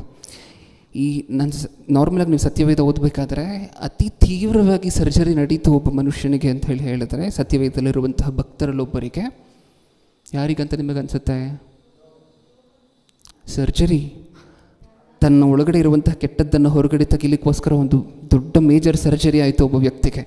ಅದು ಎಷ್ಟು ತೀವ್ರವಾಗಿತ್ತು ಅಂತ ಹೇಳಿದ್ರೆ ನಾವು ಊಹೆನೂ ಸಹ ಮಾಡ್ಕೊಳ್ಲಿಕ್ಕಾಗೋದಿಲ್ಲ. ಯಾರು ಅಂತ ನೀವು ಅಂದ್ಕೊಳ್ತೀರಾ?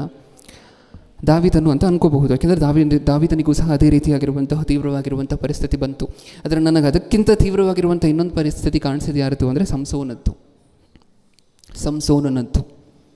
ಹೌದಾ? ನೀವು ಅದಕ್ಕಿಂತ ತೀವ್ರವಾಗಿರುವಂತಹ ಪರಿಸ್ಥಿತಿಯನ್ನು ನೋಡಲಿಕ್ಕೆ ಸಾಧ್ಯ ಇಲ್ಲ. 1,000 ಜನ ಬಂದರೂ ಸಹ ಒಬ್ಬನೇ ನಿಂತು ಹೊಡೆಯುವಂತಹ ಚತುರತೆ, ಶಕ್ತಿಯನ್ನು ಹೊಂದಿರುವಂತಹ ವ್ಯಕ್ತಿ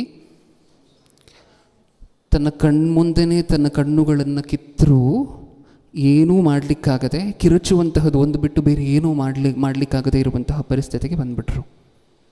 ನಾವು ಅವ್ರನ್ನೇನೋ ಕಡೆಗಣಿಸ್ಬೇಕು ಅಂತ ಇದನ್ನು ಮಾತಾಡ್ಕೊಳ್ತಿಲ್ಲ. ಸತ್ಯವೇದದಲ್ಲಿ ದೇವರು ಮಾತಾಡ್ಕೊಬೇಕು ಅಂತಲೇ ಬರ್ಸಿದ್ರೆ ಅದಕ್ಕೋಸ್ಕರ ಮಾತಾಡ್ಕೊಳ್ತಿದ್ದೀವಿ, ನಾವು ಕಲೀಲಿಕ್ಕೋಸ್ಕರ. ಹೌದಾ? ಏನಾಯಿತು? ನೀವು ಒಂದು ಸರಿ ಯೋಚನೆ ಮಾಡಿ ನೋಡಿ ಪ್ರಿಯರೇ. 1,000 ಜನರನ್ನು ಹೊಡಿಬೇಕಾದ್ರೆ ವ್ಯಕ್ತಿಯ ಶಕ್ತಿ, ಆ ವ್ಯಕ್ತಿಗಿರುವಂತಹ ಬಲ, ಆ ವ್ಯಕ್ತಿಯ ಬಗ್ಗೆ ಸುತ್ತಮುತ್ತ ಊರುಗಳಲ್ಲಿ ಮಾತಾಡಿಕೊಳ್ಳುವಂತಹ ಘನತೆ, ಶ್ರೇಷ್ಠತೆ ಎಲ್ಲ ಹೆಂಗಿರುತ್ತೆ? ರಾಜಾರೋಷವಾಗಿದ್ದಂತಹ ವ್ಯಕ್ತಿ ಅಲ್ವಾ? ಈಗ ಮನಸ್ಸಲ್ಲಿ ಏನೇನೆಲ್ಲ ಬಂತು ಅಂತ ನಿಮಗೆ ಗೊತ್ತು. ಪರಸ್ತ್ರೀಯನ್ನು ಆಶಿಸುವಂತಹದ್ದು, ಮೋಹಿಸುವಂತಹದ್ದು, ಮೋಹ ಅಂತಲೇ ಸತ್ಯವೇದದಲ್ಲಿ ಸ್ಪಷ್ಟವಾಗಿ ಬರೆಸ್ಬಿಟ್ಟಿದ್ದಾರೆ. ಹೌದಲ್ವಾ? ಹಾಗಾದರೆ ಮೋಹ, ಆಸೆನೋ ಇನ್ನೊಂದು, ಹಿರಿಯರ ಮಾತಿಗೆ ಕಿವಿಗೊಡದೇ ಇರುವಂತಹದ್ದು, ಆ ಸ್ತ್ರೀ ಬೇಡ ಕಣೋ ಅಂತ ಹೇಳ್ತಾರೆ. ಮತ್ತೆ ಇಲ್ಲ, ಅವರೇ ಬೇಕು. ಮತ್ತು ದೇವರಿಗೆ ವಿರುದ್ಧವಾಗಿ ದೇವರು ಕೊಟ್ಟಂಥ ಸಾಕಷ್ಟು ಆಜ್ಞೆಗಳನ್ನು ಮೀರ್ತಾರೆ ಆ ಪ್ರೋಸೆಸ್ಸಲ್ಲಿ. ಇಷ್ಟಕ್ಕೂ ಹಳೆಯ ಒಡಂಬಡಿಕೆಯಲ್ಲಿ ಸ್ಪಷ್ಟವಾಗಿ ಹೇಳಿರ್ತಾರೆ, ದೇವರಿಗೋಸ್ಕರ ಮುಡುಪು ಹಾಕಿರುವಂಥವರು ಸತ್ತಿರುವಂತಹ ಆಹಾರವನ್ನು, ಪ್ರಾಣಿಯನ್ನು ತಿನ್ನೋ ಹಂಗಿಲ್ಲ. ಇದೆಲ್ಲ ಹಳೆಯ ಒಡಂಬಡಿಕೆಯಲ್ಲಿ ಹೇಳಿರ್ತಾರೆ. ಅದನ್ನು ಮೀರ್ತಾರೆ. ಬರಬೇಕಾದ್ರೆ ಆ ಸಿಂಹದ ಮೇಲೆ ಜೇನಿರುವಂತಹದನ್ನು ನೋಡಿ. ಇಷ್ಟು ತಪ್ಪು ಮಾಡಿದ ನಂತರ ಸಂಸೋನನ್ನು ಕನ್ಸಲ್ಟೇಷನ್ಗೂ ಬುಕ್ಕಿಲ್ಲ. ಕನ್ಸಲ್ಟೇಷನು ಆಯಿತು, ಅವ್ರ ತಂದೆ ತಾಯಿ ಮೂಲಕ ಆಯಿತು, ಹಿರಿಯರ ಮೂಲಕ ಆಗಿರುತ್ತೆ, ಸಾಕಷ್ಟು ಜನರ ಮೂಲಕ ಕನ್ಸಲ್ಟೇಷನು ಆಗಿರುತ್ತೆ. ಯಾವುದಕ್ಕೂ ಬೊಕ್ಕಿಲ್ಲ. ಹೆಂಗೆ ನಡೀತು ಸರ್ಜರಿ? ಹಿಂಗೆ ಕೈ ಕಟ್ಟಾಕ್ಬಿಟ್ಟು 1000 ಜನರನ್ನು ಹೊಡೆದಂತಹ ಕೈಗಳನ್ನು 2 ವ್ಯಕ್ತಿಗಳು ಹಿಡ್ಕೊಂಡ್ರೆ ಮುಗ್ದೋಯ್ತು. ಇವಾಗ 2 ವ್ಯಕ್ತಿಗಳು ಆ ಕಡೆ ಒಬ್ಬರು ಈ ಕಡೆ ಒಬ್ಬರು ಹಿಡ್ಕೊಂಡು ಕಣ್ಣನ್ನು ಹೆಂಗೆ ಕಿತ್ತಾಕ್ತಾರೆ, ಹಿಂಗೆ ಅಲ್ವಾ? ಆ ಕಡೆ ಒಬ್ಬರು ಈ ಕಡೆ ಒಬ್ಬರು ಕೈ ಹಿಡ್ಕೋತಾರೆ, ಅವಶ್ಯಕತೆ ಇದ್ದರೆ ಇಬ್ಬಿಬ್ರು ಹಿಡ್ಕೋತಾರೆ, ಕಾಲನ್ನು ಹಿಡ್ಕೋತಾರೆ. ಮತ್ತು ಬಿಸಿಯಾಗಿರುವಂತಹ ಕಾಯಿಸಿರುವಂಥ ಕುಲುಮೆಯನ್ನು ಇನ್ನೊಂದನ್ನು ತೊಗೊಂಡು ಬರ್ತಾರೆ. ನಾರ್ಮಲಾಗಿ ಕಣ್ಣು ಕಿತ್ತಾಕಬೇಕಾದ್ರೆ ಇದು ಪ್ರೊಸೀಜರ್ ನಡೀತಿತ್ತು ಆ ಕಾಲದಲ್ಲಿ. ಕಾಯಿಸಿರುವಂಥ ಕುಲುಮೆಯನ್ನು ಇನ್ನೊಂದನ್ನು ತೊಗೊಂಡು ಬರ್ತಾರೆ, ಕಣ್ಣನ್ನು ಎಪ್ಪಿ ಬಿಟ್ಬಿಡ್ತಾರೆ. ಏನರ್ಥ ಆಯಿತು ಇದರಿಂದ ನಮಗೆ? ಆಪ್ರೇಷನ್ ಹೆಂಗಿತ್ತು? ಆಪ್ರೇಷನ್ ಎಷ್ಟು ಬಲವಾಗಿತ್ತು ಅಂತ ಹೇಳಿದ್ರೆ, ಸಾಯಬೇಕಾದ್ರೂ ನನ್ನ ದೇವ್ರಿಗೋಸ್ಕರನೇ ಬದುಕ್ಬಿಟ್ಟು ಸಾಯಬೇಕು ಅಂತ ಆ ನಿರ್ಣಯ ತೊಗೊಳಂಗೆ ಮಾಡಿತು ಸಂಸೋನನಿಗೆ ಆಪ್ರೇಷನ್. ಕೊನೆಗೆ ಭಕ್ತನಾಗಿ ಸತ್ರ ಸಂಸೋನನು, ಕೊನೆಗೆ ಭಕ್ತನಾಗಿ ಸತ್ರ ಇಲ್ವಾ? ನೀವು ಇಬ್ರಿಯರಿಗೆ ಬರೆದ ಪತ್ರಿಕೆಯಲ್ಲಿ ಓದ್ಕೊಳ್ತೀರಲ್ವ, ನೀತಿವಂತರ ಪಟ್ಟಿಯಲ್ಲಿ ಸಂಸೋನನ ಹೆಸರನ್ನು. ನಿಜನ? ಅದಕ್ಕೆ ಅರ್ಥ ಏನು? ಆ ಕಡೆ ಈ ಕಡೆ ದಾರಿ ತಪ್ಪಿದ್ರೂ ಸಹ ದೇವರು ಮಾಡಿದಂತಹ ಸರ್ಜರಿಗೆ ಮತ್ತೆ ಬಂದು ಸ್ಟ್ರೈಟಾಗಿ ನಿಂತ್ಕೊಂಡು ಕಣ್ಣು ಮುಚ್ಚಿಬಿಟ್ರು ಭಕ್ತಿಯ ಮಾರ್ಗದಲ್ಲಿ. ಅದೇ ಬೇಕಾಗಿರುವಂತಹದ್ದು. ಹೌದಾ? ಬೇಕಾ ಸರ್ಜರಿ? ಬೇಕಾ? ದೇವರು ಟೆಸ್ಟ್ ಮಾಡಿದ್ರು ಸಂಸೋನನ ಮನಸ್ಸಲ್ಲಿರುವಂತಹದ್ದು, ಕನ್ಸಲ್ಟೇಷನ್ನು ಕೊಟ್ಟರು, ಫ್ರೀಯಾಗಿ ಕೊಟ್ಟರು. ಅದಾದಮೇಲೆ ಸರ್ಜರಿ ಮಾಡಲೇಬೇಕಾಗಿರುವಂಥ ಪರಿಸ್ಥಿತಿ ಬಂತು. ಅದು ಚಿಕ್ಕ ಸರ್ಜರಿಗೆ ಕರಗುವಂತಹದ್ದಲ್ಲ ಅಂತ ಗೊತ್ತಾಯಿತು. ಅದಕ್ಕೋಸ್ಕರ ಇನ್ಯಾರಿಗೂ ಆಗದೇ ಇರುವಂತಹ ಭರ್ಜರಿ ಆಗಿರುವಂತಹ ಸರ್ಜರಿ ನಡೀತು. ಇದು ನಮ್ಗೆ ಅರ್ಥ ಆದರೆ ಇನ್ನು ನಮ್ಮ ಜೀವನದಲ್ಲಿ ನಾವು ಎಷ್ಟು ಹುಷಾರಾಗಿರ್ಬೇಕಂತ ನೀವು ಯೋಚನೆ ಮಾಡಬೇಕು, ಹೌದಲ್ವಾ? ಒಂದು ಪಾಪ ಮಾಡುವುದಕ್ಕಿಂತ ಮುಂಚೆ, ಒಂದು ತಪ್ಪು ಮಾಡುವುದಕ್ಕಿಂತ ಮುಂಚೆ, ಒಂದು ಕೆಟ್ಟ ಆಲೋಚನೆಯನ್ನು ಇಷ್ಟ ಬಂದಂತೆ ತಲೆಯಲ್ಲಿ ಓಡಿಸ್ಕೊಳ್ಳುವುದಕ್ಕಿಂತ ಮುಂಚೆ ನಾವಾಗ ಮಾತು ಓದ್ಕೊಳ್ತೀವಲ್ವ, ಸತ್ಯವೇದದಲ್ಲಿ ಇರಬಾರದಾಗಿರುವಂತಹ ಗುಣಗಳು, ಇರಬೇಕಾಗಿರುವಂತಹ ಗುಣಗಳು ಇದೆಲ್ಲ ಬೆಳೆಸ್ಕೊಳ್ಳುತ್ತೆ. ಇಷ್ಟ ಬಂದಂತೆ ಭಯಭಕ್ತಿ ಇಲ್ಲದೆ, ದೇವರು ಅಂದರೆ ಭಕ್ತಿ ಇಲ್ಲದೆ, ಭಯ ಇಲ್ಲದೆ, ಇಷ್ಟ ಬಂದಂತೆ ಜೀವನ ಮಾಡ್ತಿದ್ವಿ ಅಂತ ಅಂದ್ಕೊಡಿ. ನಡಿಬೇಕಾ ಸರ್ಜರಿ? ದೇವರು ನೋಡ್ತಾರೆ, ದೇವರು ಪ್ರೊಸೀಜರನ್ನು ಕ್ಲಿಯರಾಗಿ ಫಾಲೋ ಮಾಡ್ತಾರೆ. ಆಮೇಲೆ ಶಿಕ್ಷೆ ಕೊಡುವಂತಹದ್ದು, ಆಮೇಲೆ ಸರ್ಜರಿ ಮಾಡುವಂತಹದ್ದು. ಫಸ್ಟು ಟೆಸ್ಟ್ ಮಾಡ್ತಾರೆ, ಆಮೇಲೆ ಕೌನ್ಸಿಲಿಂಗ್ ಮಾಡ್ತಾರೆ, ಮತ್ತೆ ಕೌನ್ಸಿಲಿಂಗ್ ಮಾಡ್ತಾರೆ, ಮತ್ತೆ ಕೌನ್ಸಿಲಿಂಗ್ ಮಾಡ್ತಾರೆ. ಎಷ್ಟಾದರೂ ಈ ವ್ಯಕ್ತಿ ಬದಲಾಗ್ತಿಲ್ಲ ಅಂದರೆ ವಿಚಿತ್ರ ಏನು ಅಂದರೆ, ಈ ಲೋಕದಲ್ಲಿ ನೀವು ಯಾವುದಾದ್ರೂ ಹಾಸ್ಪಿಟ್ಲಿಗೆ ಹೋದರೆ ನಿಮಗೆ ಆಪ್ಷನ್ ಇರುತ್ತೆ, ಸರ್ಜರಿ ಮಾಡಿಸ್ಕೊಳ್ತೀರಾ ಅಂತ ಡಾಕ್ಟ್ರು ಕೇಳ್ತಾರೆ. ನೀವು ಇಲ್ಲ ಅನ್ನುವಂಥ ಆಪ್ಷನ್ ನಿಮಗಿರುತ್ತಾ ಇಲ್ವಾ? ನನಗೆ ಬೇಡ ಅಂದರೆ ಅವ್ರು ಹಿಡ್ಕೊಂಡು ಮಾಡ್ತಾರಾ ನಿಮ್ಮನ್ನು? ಇಲ್ಲ, ಮಾಡೋದಿಲ್ಲ. ನಿಮಗಿಲ್ಲ ಅನ್ನುವಂತಹ ಆಪ್ಷನ್ ಇರುತ್ತೆ, ಹೌದಲ್ವಾ? ಇಲ್ಲಿ ವಿಚಿತ್ರ ಏನು ಅಂದರೆ ಆಪ್ಷನ್ನೇ ಇಲ್ಲ. ದೇವರು ಸರ್ಜರಿ ಮಾಡಬೇಕು ಅಂತ ಡಿಸೈಡ್ ಮಾಡಿದ್ರೆ, ನೀವು ಬೇಡ ಬೇಡ ಬೇಡ ನೋವುತ್ತೆ ಅಂತ ಹೇಳಿದ್ರು, ನೀವು ಬೇಡ ಬೇಡ ಬೇಡ ಚಾಕುವನ್ನು ಸೋಕಿಸ್ಬೇಡಿ, ಇಂಜೆಕ್ಷನನ್ನು ಸೋಕಿಸ್ಬೇಡಿ ಅಂತ ಹೇಳಿದ್ರು, ದೇವ್ರು ಮಾತ್ರ ಅಂದ್ಕೊಂಡಿರುವಂತಹದನ್ನು ಮಾಡಿ ಮುಗಿಸ್ತಾರೆ. ಏಕೆಂದರೆ ಅವ್ರಿಗೆ ಈ ಚಿಕ್ಕ ಕಾಲ ಅಲ್ಲ ಇಂಪಾರ್ಟೆಂಟ್ ಆಗಿರುವಂಥದ್ದು ದೇವರಿಗೆ. ನೀವು ಈ ಲೋಕದಲ್ಲಿ ಬದುಕುವಂಥ 60-70 ವರ್ಷ ಎಲ್ಲ ಇಂಪಾರ್ಟೆಂಟ್ ಆಗಿರುವಂತಹದ್ದು. ನೀವು ದೀರ್ಘಕಾಲ ಶಾಶ್ವತವಾಗಿ ನಿತ್ಯ ಜೀವವನ್ನು ಹೊಂದಬೇಕಾದ್ರೆ ಆ ಕೆಟ್ಟ ಪದಾರ್ಥ ನಿಮ್ಮ ದೇಹದಿಂದ, ನಿಮ್ಮ ಮನಸ್ಸಿನಿಂದ ಹೋಗಬೇಕು ಅಂತ ದೇವರು ಡಿಸೈಡ್ ಮಾಡ್ತಾರೆ, ಅದನ್ನು ಮಾಡಿ ಮುಗಿಸ್ತಾರೆ. ಯಾಕೆ? ನಿಮ್ಮ ಉಳಿತಿಗೋಸ್ಕರನೇ. ನಾನಾಗಲೇ ಹೇಳಿದೆ, ಫ್ರೀಯಾಗಿ ಮಾಡ್ತಿದ್ದಾರೆ ಇದನ್ನು. ನೀವು ಹೋಗಿ ಮಾಡಿಸ್ಕೊಳ್ಳುವಂತಹದ್ದಲ್ಲ, ನೀವು ಹೋಗಿದ್ದ ಕಡೆ ಸರ್ಜರಿ ಮಾಡ್ತಾರೆ. ಬೇಕಿದ್ರೆ ನೀವು ಭಾರತ ದೇಶದಲ್ಲಿ ನಾನು ಇದ್ದೀನಿ ಅಂತ ಅಂದ್ಕೊಳ್ಳಿ, ನನಗಿಷ್ಟ ಬಂದಿದೆ, ನಾನು ಜೀವಿಸಿದ್ದೀನಿ, ದೇವರು ನನ್ನನ್ನು ಮಾರ್ಪಡಿಸಬೇಕು ಅಂತ ಡಿಸೈಡ್ ಆಗಿದ್ದಾರೆ. ಈಗ ನಾನು US ಹೋಗಿ ಅಲ್ಲಿ ವಾಸ ಮಾಡ್ತಿದ್ದೀನಿ ಅಂತ ಅಂದ್ಕೊಳ್ಳಿ, ಈ ಡಾಕ್ಟರ್ ಸಹವಾಸನೆ ಬೇಡ ಅಂತ, ಅಲ್ಲೂ ಬಂದು ಮಾಡ್ತಾರಾ ಇಲ್ವಾ? ಅಲ್ಲೇ ಮಾಡ್ತಾರಾ? ನಾನು ಇರುವಂತಹ ಜಾಗದಲ್ಲಿ ಬಂದು ಮಾಡ್ತಾರಾ ಅಲ್ವಾ? ಇದು ಬೇಕಾ ನಮಗೆ? ಯೋನನಿಗಾದಂತಹ ಸರ್ಜರಿ ಗೊತ್ತಲ್ವ ನಮಗೆ? ಯೋನನು ಅನ್ನುವಂಥ ವ್ಯಕ್ತಿಯನ್ನು ನೋಡ್ತೇವೆ. ಯೋನನಿಗಾದಂತಹ ಸರ್ಜರಿ ಏನು? ಏನಿಲ್ಲ, ಹಿಂಗೆ ಮೀನು ಬಾಯಿ ಒಳಗಡೆ ಹೋಗಿ ಹಂಗೆ ಮೀನು ಬಾಯಿ ಒಳಗಡೆಯಿಂದ ಹೊರಗಡೆಯಿಂದ ಬಂದಿದ ತಕ್ಷಣ ಸೆಟ್ ಆಗೋದ್ರು ಪೂರ್ತಿ. ಇನ್ನು ಯಾವ ಜಾಗಕ್ಕೆ ಹೋಗಬೇಕು ಅಂತೀವಿ ಆ ಜಾಗಕ್ಕೆ ಹೋಗಿ ನಾನು ಸೇವೆ ಮಾಡ್ತೀನಿ, ನಾನು ಹೇಳ್ತೀನಿ. ಎಷ್ಟು ನೀಟಾಗಿ ಸೆಟ್ ಆಗ್ತಿದ್ದಾರೆ ನೋಡಿ ಭಕ್ತರು ಒಂದೇ ಒಂದು ಸರ್ಜರಿಗೆ. ಸರ್ಜರಿ ಅಂದರೆ ಕುಯ್ಲೇಬೇಕು ಅಂತೇನಿಲ್ಲ, ಕಟ್ ಮಾಡಲೇಬೇಕು ಒಂದು ಒಂದು ದೇಹದ ಭಾಗವನ್ನು, ಅವಾಗಲೇ ಅದು ಸರ್ಜರಿ ಅನ್ನೋದೇನಿಲ್ಲ. ಮೀನು ಹೊಟ್ಟೆ ಒಳಗಡೆ ಕರ್ಕೊಂಡು ಹೋಗಿ ಅಲ್ಲಿ ಒಂದು 3 ದಿನ ಇರಿಸಿ ಆಮೇಲೆ ಹೊರಗಡೆ ಕರ್ಕೊಂಡು ಬಂದರೆ ಸಾಕು, ಅದು ಸರ್ಜರಿ ದೇವರ ದೃಷ್ಟಿಯಲ್ಲಿ ಅಲ್ವಾ? ಇದು ನೋಡಿದ್ರೆ ನಮಗೆಷ್ಟು ಭಯ ಆಗಬೇಕು ಅಂತ ನೀವು ಹೇಳಿ, ನಿಜನಾ? ಯವನಸ್ಥರಿಗೆ ತಮ್ಮದ್ದೇ ಆಗಿರುವಂಥ ಸರ್ಜರಿಗಳು, ಅವ್ರ ಹಿರಿಯರ ಮಾತನ್ನು ಕೇಳೋದಿಲ್ಲ ಅಂತನೋ, ಅವರು ಅಹಂಕಾರ ಅಂತನೋ, ದುರಹಂಕಾರ ಅಂತನೋ, ಅವರ ತಮ್ಮದೇ ಆಗಿರುವಂಥ ಸರ್ಜರಿ ಅವರಿಗೆ. ಇನ್ನು ಮಧ್ಯವಯಸ್ಕರಿಗೆ ತಮ್ಮದೇ ಆಗಿರುವಂಥ ಸರ್ಜರಿ, ಅವ್ರ ಮನೆಯವ್ರನ್ನ ಬೆಳೆಸ್ತಿಲ್ಲ ಅಂತನೋ, ಮಕ್ಕಳನ್ನು ನೋಡ್ಕೊಳ್ತಿಲ್ಲ ಅಂತ, ದೇವರಿಗೆ ವಾಕ್ಯ ಹೇಳ್ಕೊಡ್ತಿಲ್ಲ ಅಂತನೋ, ಅಥವಾ ಹೊರಗಡೆ ನಾವು ಮಾಡುವಂಥ ಉದ್ಯೋಗಗಳಲ್ಲಿ ಸ್ವಲ್ಪ ಮೋಸ ಮಾಡ್ತಿದ್ವಿ ಅಂತನೋ, ಏನಕ್ಕೆ ಬೇಕಾದರೂ ಸರ್ಜರಿ ಮಾಡ್ಬೋದು ದೇವರು. ನಾನಾಗಲೇ ಹೇಳಿದ್ನಲ್ವ, ಟೆಸ್ಟ್ ಮಾಡಬೇಕಾದ್ರೆ ನಮ್ಮಲ್ಲಿ ಇದಿದೆ ಅಂತ ಹೇಳಿ ಗೊತ್ತಿಲ್ಲದೆ ಇರುವಂಥ ಸಾಕಷ್ಟು ಪದಾರ್ಥಗಳು ನಮ್ಮಲ್ಲಿರುವಂತೆ ಟೆಸ್ಟಲ್ಲಿ ಕಂಡು ಬರುತ್ತೆ. ಇದು ನಮ್ಗೆ ಅರ್ಥ ಆದರೆ, ದೇವರು ನಮ್ಮ ಹೃದಯವನ್ನು ಟೆಸ್ಟ್ ಮಾಡಬೇಕಾದ್ರೆ ಇದು ತಪ್ಪಲ್ಲ ಅಂತ ನಮ್ಗೆ ಅನ್ನಿಸ್ಬೋದು, ಇದು ತಪ್ಪಲ್ಲ ಅಂತ ಹೇಳಿ ನಮಗೆ ಅನ್ನಿಸ್ಬೋದು. ಅದರ ದೇವರ ದೃಷ್ಟಿಯಲ್ಲಿ ಅದೇನಾಗಿರಬಹುದು?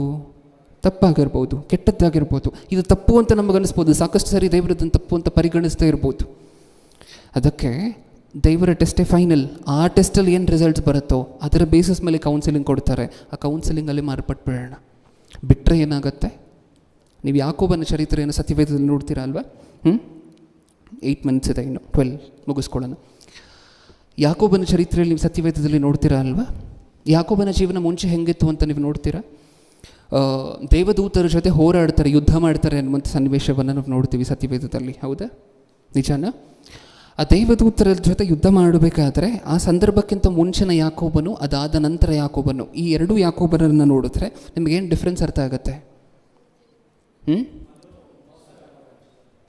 ಮೊದಲು ತಾವು ಉಪಯೋಗ ಮಾಡ್ತಿದ್ದಂತಹ ತಮ್ಮ ಸ್ಟ್ರಾಟಜಿ, ತಮ್ಮ ಮೈಂಡಲ್ಲಿ ತಾವು ಆಲೋಚನೆ ಮಾಡ್ತಿದ್ರು, ಹೆಂಗೆ ಮಾಡಿದ್ರೆ ನಾನು ಜಾಸ್ತಿ ಲಾಭ ಮಾಡ್ಬೋದು, ಹೆಂಗೆ ಮಾಡಿದ್ರೆ ನನ್ನ ಜೀವನ ಚೆನ್ನಾಗಿರುತ್ತೆ ಅಂತ ಹೇಳಿ ಯೋಚನೆ ಮಾಡ್ತಿದ್ರು, ಪ್ಲ್ಯಾನ್ ಮಾಡ್ತಿದ್ರು. ಆ ಪ್ಲ್ಯಾನಲ್ಲಿ ಅಲ್ಪ ಸ್ವಲ್ಪ ಬೇರೆಯವರಿಗೆ ಮೋಸ ಮಾಡಿದ್ರು ಪರವಾಗಿಲ್ಲ. ಒಂದು ಸರ್ಜರಿ ನಡೀತು ಪ್ರಿಯರೇ, ಆ ಹೊಡೆದಾಟ ಆಯ್ತಲ್ವ? ಆ ಹೊಡೆದಾಟ ಆಗಬೇಕಾದ್ರೆ ಒಂದು ಸರ್ಜರಿ ನೀವು ಕರೆಕ್ಟಾಗಿ ಆ ಬಾಕಿ ಭಾಗವನ್ನು ಓದಿದ್ರೆ ಕೊನೆಯಲ್ಲಿ ಏನಾಯ್ತಂತೆ, ಯುದ್ಧ ನಿಲ್ಲುವುದಕ್ಕಿಂತ ಮುಂಚೆ ಹೋರಾಡಿದ್ರು. ಕೊನೆಯಲ್ಲಿ ಏನಾಯಿತು? ದೇವರು ಒಂದು ಭಾಗವನ್ನು ಮುಟ್ತಾರಂತೆ ಯಾಕೋಬನಿಗೆ. ನಿಜನಾ? ಯಾವ ಭಾಗ? ತೊಡೆ ಭಾಗ ಮುಟ್ತಾರೆ. ಯಾಕೋಬನ ಕೊನೆಯವರೆಗೂ ಏನಾಗಿರ್ತಾರೆ ಇವತ್ತು? ಲಿಂಪಿಂಗ್ ಅಂತ ಹೇಳಿ ಕರಿತೇವೆ. ಕುಂಟುತ್ತಾ ಜೀವನ ಪೂರ್ತಿ ಕಳೀತಾರೆ. ಅದಾದಮೇಲೆ ಯಾಕೋಬನ ಟ್ರಾನ್ಸ್ಫಾರ್ಮೇಷನನ್ನು ನೀವು ಸತ್ಯವೇದಲ್ಲಿ ನೋಡುವಂತಹದ್ದು. ನಿಜನಾ? ರಾತ್ರಿ ಪೂರ್ತಿ ಹೋರಾಡಬೇಕಾಗಿಲ್ಲ, ಅಲ್ಲಿ ತೊಡೆ ಮುಟ್ಟಬೇಕಾದ್ರೆ ದೇವರು 1 ಸೆಕೆಂಡಲ್ಲಿ ಮುಟ್ತಾಯಿದ್ರು. ಹೋರಾಡ್ತೀಯಾ? ಹೋರಾಡು. ರೆಸಿಸ್ಟ್ ಮಾಡಬಾರ್ದು. ದೇವರು ಯಾವಾಗಲಾದರೂ ನಾನು ಸರ್ಜರಿ ಮಾಡ್ತೀನಿ ಮಗನೇ ಅಂತ ಕತ್ತರಿ ಹಿಡ್ಕೊಂಡ್ಬಂದರೆ ನನಗೆ ಬೇಡ, ನೋವಾಗತ್ತೆ, ನಂಗೆ ಬೇಡ, ನೋವಾಗತ್ತೆ ಅಂತ ಹೇಳಿ ಅನ್ಬಾರ್ದು. ಅಲ್ಲಿ ನಡೆದಂತಹದ್ದು ಅದೇ. ರಾತ್ರಿ ಪೂರ್ತಿ ಹೋರಾಡಿದ್ರಂತೆ. ಯಾಕೋಬನಿಗೆ ಸುಸ್ತಾಯಿತು, ಯಾಕೋಬನಿಗೆ ಆಯಾಸ ಆಯಿತು. ಅದಾದ ನಂತರವೂ, ಅದಾದ ಮೇಲೆಲ್ಲ ಸಹ ಇನ್ನೂ ಹೋರಾಡ್ತಾನೆ ಇದ್ರು. ಕೊನೆಯಲ್ಲಿ ಇದು ನಡೆದಂತಹದ್ದು. ಬಿಟ್ಬಿಟ್ಟಿದ್ರೆ ದೇವರಿಗೆ ಫ್ರೀಯಾಗಿ. ದೇವರು ಪ್ರಾರಂಭದಲ್ಲಿ ಮುಟ್ಟಿ ಹೊರಟೋಗ್ತಾಯಿದ್ರು. ನಿಜನಾ? ಏನು ಮಾಡಬಾರ್ದು ಸರ್ಜರಿ ಆಗಬೇಕಾದ್ರೆ? ಬೇಡ ಡಾಕ್ಟ್ರೇ, ಕತ್ತರಿ ಸ್ವಲ್ಪ ದೂರ ಇಡಿ ಡಾಕ್ಟ್ರೇ, ಚಿಕ್ಕ ವಯಸ್ಸಿಂದ ಹೆದರಿತೀನಿ. ಆಪ್ರೇಷನ್ ಅನ್ನುವಂತಹ ತುಂಬ ಒಳ್ಳೆಯದು. ಇನ್ಫ್ಯಾಕ್ಟ್ ಹೇಳಬೇಕಂದ್ರೆ ಅದು ಒಳ್ಳೆಯದಾಗಿರೋದಕ್ಕೆ ನೀವು ಲಕ್ಷ ರೂಪಾಯಿ ಹಣವನ್ನು ಕೊಟ್ಟು, ಮನುಷ್ಯರು ಭೂಮಿ ಮೇಲೆ ಲಕ್ಷ ಕೊಟ್ಟು, ಕೋಟಿಗಟ್ಟಲೆ ಕೊಟ್ಟು ಸರ್ಜರಿಗಳನ್ನು ಮಾಡಿಸುವಂತಹದ್ದು. ನಿಜನಾ? ಗಾಯ ಅನ್ನುವಂತಹದ್ದು ತುಂಬ ಒಳ್ಳೆಯದು. ಸಾಕಷ್ಟು ಕೆಟ್ಟ ವಿಚಾರಗಳನ್ನು ಹೊರಗಡೆ ಹಾಕುತ್ತೆ ಗಾಯ ಅನ್ನುವಂತಹದ್ದು.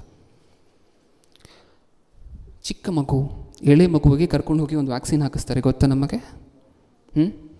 ಆ ವ್ಯಾಕ್ಸಿನ್ ಹಾಕಿಸಿದಾಗ ದೀರ್ಘಕಾಲದ ಟ್ಯೂಬರ್ಕ್ಯುಲೋಸಿಸ್ ಇದನ್ನೆಲ್ಲ ಕ್ಯೂರ್ ಬರದೇ ಇರುವಂತೆ ನೋಡ್ಕೊಳ್ಳುತ್ತೆ ಮಗುವಿಗೆ. ಅದನ್ನು ಹಾಕಿಸ್ದಾಗ ಅದು ಹಾಕಿಸ್ದಾಗ ಮಗು ನೋವಾಗುತ್ತಾ ಇಲ್ವಾ? ಗಾಯ ಆಗುತ್ತಾ ಇಲ್ವಾ? 1-2 ದಿನಕ್ಕೆ ಮತ್ತೆ ಊದ್ಕೊಳ್ಳುತ್ತೆ ಆ ಪ್ರದೇಶ. ಮತ್ತು ಅದು ನಾರ್ಮಲ್ ಆಗಲಿಕ್ಕೆ 2 ವೀಕ್ಸ್ 3 ವೀಕ್ಸ್ ಬೇಕಾಗತ್ತೆ. ಆ ಗಾಯ ಆದರೂ ಪರವಾಗಿಲ್ಲ ಅಂತ ನೀವು ಡಾಕ್ಟರ್ ಹತ್ರ ಕರ್ಕೊಂಡು ಹೋಗ್ತಿದ್ದೀರಾ, ಚುಚ್ಚಿಸ್ತಿದ್ದೀರಾ, ಗಾಯ ಮಾಡ್ತಿದ್ದೀರಾ. ಏನಕ್ಕೋಸ್ಕರ ಮಾಡ್ತಿದ್ದೀರಾ? ಮಕ್ಕಳು ಚೆನ್ನಾಗಿರಬೇಕು. ಆ ಕೋರಿಕೆ ನಿಮಗಿದ್ದರೆ ದೇವ್ರಿಗಿರುವಂತಹದ್ದು ಅದೇ ಕೋರಿಕೆ. ಏನೋ ನಮಗೆ ಗಾಯ ಮಾಡಿಬಿಡಬೇಕು, ನಮಗೇನೋ ಕಷ್ಟ ಕೊಟ್ಬಿಡ್ಬೇಕು ಅನ್ನುವಂತಹದ್ದಲ್ಲ. ದೇವರಿಗಿರುವಂಥ ಆಸೆನೇ ಇದು. ಆ ಒಳಗಡೆ ಇರುವಂತಹ ಕೆಟ್ಟ ವಿಷಯ ಹೊರಗಡೆ ಬರಬೇಕು, ಅಥವಾ ಕೆಟ್ಟದ್ದು ಒಳಗಡೆ ಬರದಂತೆ ನೋಡ್ಕೋಬೇಕು. ಇನ್ನು ನೀವು ಮೆಡಿಸಿನ್ ಫೀಲ್ಡಲ್ಲಿ ನೋಡುವಂದರೆ, ಸರ್ಜರಿಗಳನ್ನು ನೋಡಿದ್ರೆ, ಹಾಸ್ಪಿಟಲ್ಗಳಲ್ಲಿ ನಡೀತಿರುವಂತಹದ್ದು, ಶುಗರ್ ಜಾಸ್ತಿ ಆಯಿತು ಅಂತ ಅಂದ್ಕೊಳ್ಳಿ. ಕೆಲವು ಸರಿ ಏನು ಮಾಡಬೇಕು? ಆ ಭಾಗವನ್ನು ಏನು ಮಾಡಬೇಕು? ಕಾಲಿಗೆ ಒಂದು ಗಾಯ ಆಯಿತು, ಅದು ಮೇಲೆ ಮೇಲೆ ಮೇಲೆ ಮೇಲೆ ಬರ್ತಿದೆ, ಅವಾಗ ಏನು ಮಾಡಬೇಕು? ಕಟ್ ಮಾಡಬೇಕು. ಬೇರೆ ಆಪ್ಷನ್ ಇಲ್ಲ. ಅದನ್ನು ಮಾಡದೇ ಇದ್ದರೆ ಏನಾಗುತ್ತೆ? ಕಟ್ ಮಾಡುವಂತಹದ್ದು ಅಂದರೆ ಗಾಯನೇನಾ? ಕಟ್ ಮಾಡುವಂತಹದ್ದು ಅಂದರೆ ಮಾಡ್ತಿರುವಂತಹ ಗಾಯನೇನಾ? ಡಾಕ್ಟ್ರು ಮಾಡ್ತಿರುವಂತಹ ಗಾಯ ಅದು. ಇದು ನಮ್ಗೆ ಅರ್ಥ ಆದರೆ, ಕೆಟ್ಟ ಪದಾರ್ಥ ಇರಲಿಕ್ಕೆ ನೀವೇ ಬಿಡ್ತಿಲ್ಲ ನಿಮ್ಮ ದೇಹದಲ್ಲಿ. ಇದನ್ನು ಬಿಟ್ಟರೆ ಹರಡುತ್ತೆ, ಇದನ್ನು ಬಿಟ್ಟರೆ ನನ್ನನ್ನು ಮುಗಿಸುತ್ತೆ, ನನ್ನನ್ನು ಅಂತ್ಯಾವಸ್ಥೆಗೆ ತೊಗೊಂಡು ಬರುತ್ತೆ ಅನ್ನುವಂತಹ ಭಯದಲ್ಲಿ ನೀವು ಡಾಕ್ಟ್ರ್ ಹತ್ರ ಹೋಗಿ ನೀವೇ ಅಡ್ಮಿಟ್ ಆಗಿದ್ದಕ್ಕೆ ನೀವೇ ಹಣ ಕೊಟ್ಟು, ಅವ್ರು ಕಟ್ ಮಾಡೋದಕ್ಕೂ ನೀವೇ ಹಣವನ್ನು ಕೊಟ್ಟು ಆ ಭಾಗವನ್ನು ಕತ್ತರಿಸಿ ಎಸೆತಿರ್ತೀರ. ನಿಜನಾ? ಇಷ್ಟಕ್ಕೂ ನಿಮ್ಮ ಶರೀರದಲ್ಲಿ ಕಟ್ ಮಾಡಿದಂತಹ ಅವಯವವನ್ನು ತೀವ್ರವಾಗಿರುವಂತಹ ಟೆಂಪರೇಚರಲ್ಲಿ ಸುಟ್ಟು ಬಿಡ್ತಾರೆ. ಅದನ್ನು ಯಾರಿಗೂ ಅಂಟಬಾರದು, ಅದರಲ್ಲಿರುವಂತಹ ಜರ್ಮ್ಸ್ ಆಗಿರ್ಬೋದು, ಬ್ಯಾಕ್ಟೀರಿಯಾ ಆಗಿರ್ಬೋದು ಹರಡಬಾರ್ದು ಅಂತ ಹೇಳಿ ಮೆಡಿಕಲ್ ಫರ್ನೇಸಲ್ಲಿ ಸಾಕಷ್ಟು ಡಿಗ್ರಿಗಳಗಟ್ಟಲೆ, ಸಾವಿರಾರು ಡಿಗ್ರಿಗಳು, 1500 ಡಿಗ್ರೀಸಲ್ಲಿರುವಂತಹ ಮೆಡಿಕಲ್ ಫರ್ನೇಸಲ್ಲಿ ಹಾಕಿ ಸುಟ್ಟು ಬಿಡ್ತಾರೆ. ಆ ಕೆಟ್ಟದ್ದು ಹೊರಗಡೆ ಬಂದು ಭಸ್ಮವಾಗೋಗ್ಬೇಕು. ಅದಿದ್ದರೆ ಎಲ್ಲರಿಗೂ ಹಾನಿ. ಹೌದಾ? ಅದಕ್ಕೋಸ್ಕರನೇ ಅಲ್ವಾ ಆಪ್ರೇಷನ್ ಮಾಡುವಂತಹದ್ದು.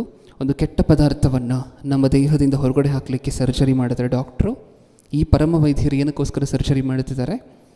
ಒಂದು ಕೆಟ್ಟ ಆಲೋಚನೆ, ಒಂದು ಕೆಟ್ಟ ಯೋಜನೆ, ಒಂದು ಕೆಟ್ಟ ಗುಣ ನಮ್ಮ ಮನಸ್ಸಲ್ಲಿ ಇರಬಾರ್ದು ಅನ್ನುವಂಥ ಉದ್ದೇಶದಿಂದ ಅವಶ್ಯಕತೆ ಇದ್ದರೆ ಗಾಯ ಮಾಡಿ ಕನ್ಸಲ್ಟೇಷನ್ಗೆ ಬುಕ್ಕದೇ ಇರುವಂಥವರಿಗೆ ಆ ಪದಾರ್ಥವನ್ನು ಹೊರಗಡೆ ತೆಗೆಯುತ್ತಿದ್ದಾರೆ. ನಾನು ಆಗಲೇ ಹೇಳಿದೆ, ಒಬ್ಬ ಯವನಸ್ಥ, ಯಾರ ಮಾತನ್ನು ಕೇಳದೇ ಇರುವಂಥ ಯವನಸ್ಥ ಬೈಕಲ್ಲಿ ನೀಟಾಗಿ ಬೀಳಿಸಿ ಸ್ವಲ್ಪ ಮೂಳೆಯನ್ನು ಸೈಡಿಗೆ ತೊಗೊಂಡು ಹೋದರೆ ಸರೋಗ್ತಾನೆ. ಮತ್ತು ಇನ್ನು ಜೀವನ ಪೂರ್ತಿ ಫಸ್ಟಾಗಿ ಹೋಗೋದಿಲ್ಲ, ಜೀವನ ಪೂರ್ತಿ ಅಹಂಕಾರ ಪಡೋದಿಲ್ಲ, ಜೀವನ ಪೂರ್ತಿ ಹೆದರ್ಕೊಂಡು ಜೀವನ ಮಾಡ್ತಾನೆ.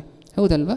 ಸಾಕಷ್ಟು ಸರಿ ಈ ಎಕ್ಸಾಂಪಲನ್ನು ಸಾಕಷ್ಟು ಸರಿ ಕೊಟ್ಟಿದ್ದೆ. ಚೆನ್ನಾಗಿರ್ಬೇಕಾದ್ರೆ ಈ ಮನುಷ್ಯ ಪಾಸ್ಟ್ರು ಅಂದರೆ ಆಗೋದಿಲ್ಲ, ಈ ವ್ಯಕ್ತಿಗೆ ಸೇವಕರು ಅಂದರೆ ಆಗೋದಿಲ್ಲ, ಸಭಾಪಾಲಕರು ಅಂದರೆ ಆಗೋದಿಲ್ಲ. ಈಗ ಹಾಸ್ಪಿಟಲಲ್ಲಿ ಅಡ್ಮಿಟ್ ಆದಮೇಲೆ ಏನು ಮಾಡ್ತಿರ್ತಾನೆ? ಪಾಸ್ಟ್ರು ಬಂದರೆ ಬಾಯಿ ಮಾತು ಬರ್ತಿರೋದಿಲ್ಲ, ಅವಾಗ ಆ್ಯಕ್ಷನ್ ಮಾಡ್ತಾನೆ, ತಲೆ ಮೇಲೆ ಕೈ ಇಟ್ಟು ಪ್ರೇಯರ್ ಮಾಡಿ ಅಂತ ಹೇಳಿ. ಎಲ್ಲಿಂದ ಬಂತು ಇಷ್ಟೊಂದು ವಿಧೇಯತೆ?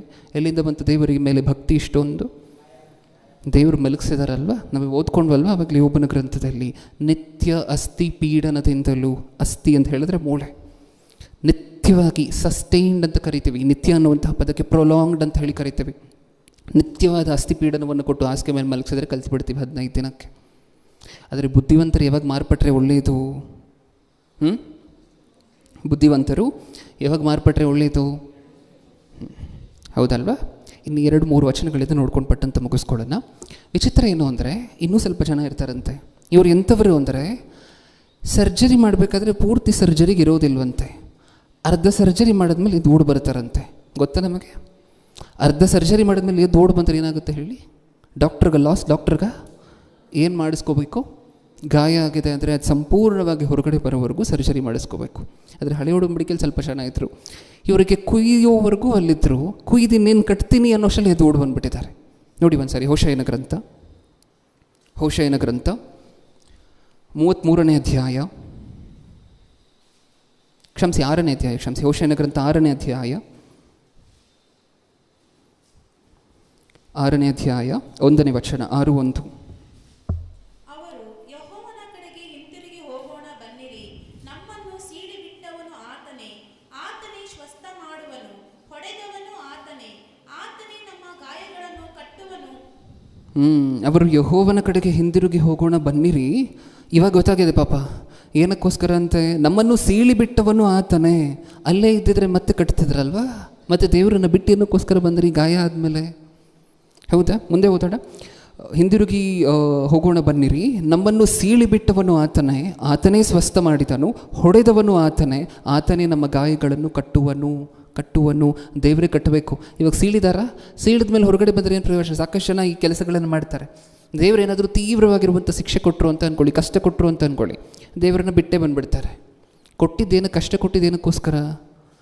ಅರ್ಥ ಮಾಡ್ಕೋಬೇಕು, ಕಲಿಬೇಕು ಅಂತಲೇ ಅಲ್ವಾ? ಎಲ್ರಿಗೂ ಅಂತ ನಾನು ಹೇಳ್ತಿಲ್ಲ, ಎಲ್ರಿಗೂ ಕಷ್ಟ ಬರುವಂತಹದ್ದು ಇದೇ ಕಾರಣದಿಂದ ಅಂತ ನಾನು ಹೇಳ್ತಿಲ್ಲ. ಆದರೆ ಒಬ್ಬ ಮನುಷ್ಯ ತಪ್ಪು ಮಾಡಿದ್ದಾನೆ ಅಂತ ಅಂದ್ಕೊಳ್ಳಿ, ಆ ಮನುಷ್ಯನಿಗೆ ದೇವರು ಶಿಕ್ಷೆ ಕೊಟ್ಟಿದ್ದಾರೆ. ಶಿಕ್ಷೆ ಕೊಟ್ಟಿದ್ದೇನಕ್ಕೋಸ್ಕರ? ತನ್ನ ತಪ್ಪನ್ನು ಬಿಟ್ಟು ಮತ್ತೆ ದೇವ್ರ ಹತ್ರ ಬರಬೇಕು ಅಂತಲ್ವ? ಶಿಕ್ಷೆ ಕೊಟ್ಟ ಮೇಲೆ, ಅಂದರೆ ನಮ್ಗೆ ಅರ್ಥ ಆಗೋ ಭಾಷೆಯಲ್ಲಿ ಹೇಳಬೇಕಂದ್ರೆ, ಗಾಯ ಆದಮೇಲೆ ಹೊರಗಡೆ ಬಂದುಬಿಟ್ರೆ ಅದನ್ನು ಕಟ್ಟುವಂಥವ್ರು ಯಾರು? ಕೊನೆವರೆಗೂ ಇರಬೇಕು. ಅದಕ್ಕೆ ಹೇಳುವಂತಹದ್ದು, ಬೆಡ್ ಮೇಲೆ ಡಾಕ್ಟ್ರು ನೀನು ಹೋಗಪ್ಪ ಮನೆಗೆ ಡಿಸ್ಚಾರ್ಜ್ ಆಗಿ ಅಂತ ಹೇಳೋವರೆಗೂ ಎಲ್ಲಿರಬೇಕು? ಬೆಡ್ ಮೇಲೆ ಇರಬೇಕು. ಕುಯ್ಸ್ಕೊಂಡು ಓಡು ಬಂದುಬಿಟ್ರೆ ಮತ್ತೆ ಕಟ್ಟಿಲ್ಲ ಅಂದರೆ ಬ್ಲಡ್ ಫ್ಲೋ ಆಗಿ ಹೊರಟೋಗ್ತಾನೆ ಆ ವ್ಯಕ್ತಿ. ಅದೇ ಇಲ್ಲಿ ನಡೀತಿರುವಂತಹದ್ದು. ಅವರು ಯೆಹೋವನ ಕಡೆಗೆ ಹಿಂದಿರುಗಿ ಹೋಗೋಣ ಬನ್ನಿರಿ. ಇದು ಲೇಟ್ ರಿಯಲೈಸೇಷನ್. ಆಮೇಲೆ ಗೊತ್ತಾಗಿದೆ ಮತ್ತೆ ಅಲ್ಲಿಗೆ ಹೋಗಬೇಕು, ಅವರೇ ಕಟ್ಟಲಿಕ್ಕಾಗುವಂತಹದ್ದು ಅಂತ. ನಮ್ಮನ್ನು ಸೀಳಿ ಬಿಟ್ಟವನು ಆತನೇ, ಆತನೇ ಸ್ವಸ್ಥ ಮಾಡುವನು, ಹೊಡೆದವನು ಆತನೇ ನಮ್ಮ ಗಾಯಗಳನ್ನು ಕಟ್ಟುವನು. 2ನೇ ವಚನ, 1-2 ದಿನದ ಮೇಲೆ ಆತನು ನಮ್ಮನ್ನು ಬದುಕಿಸುವನು. ಆದರೆ ನಮಗೆ ನೋವಾದಂತಹದ್ದು ಒಂದು ಚಿಕ್ಕ ಟೈಮ್ ಸ್ಪ್ಯಾನ್ ಮಾತ್ರ. ಅದಾದ ಮೇಲೆ ಮತ್ತೆ ಆ ಗಾಯವನ್ನು ದೇವರು ಕಟ್ಟುತ್ತಾರೆ.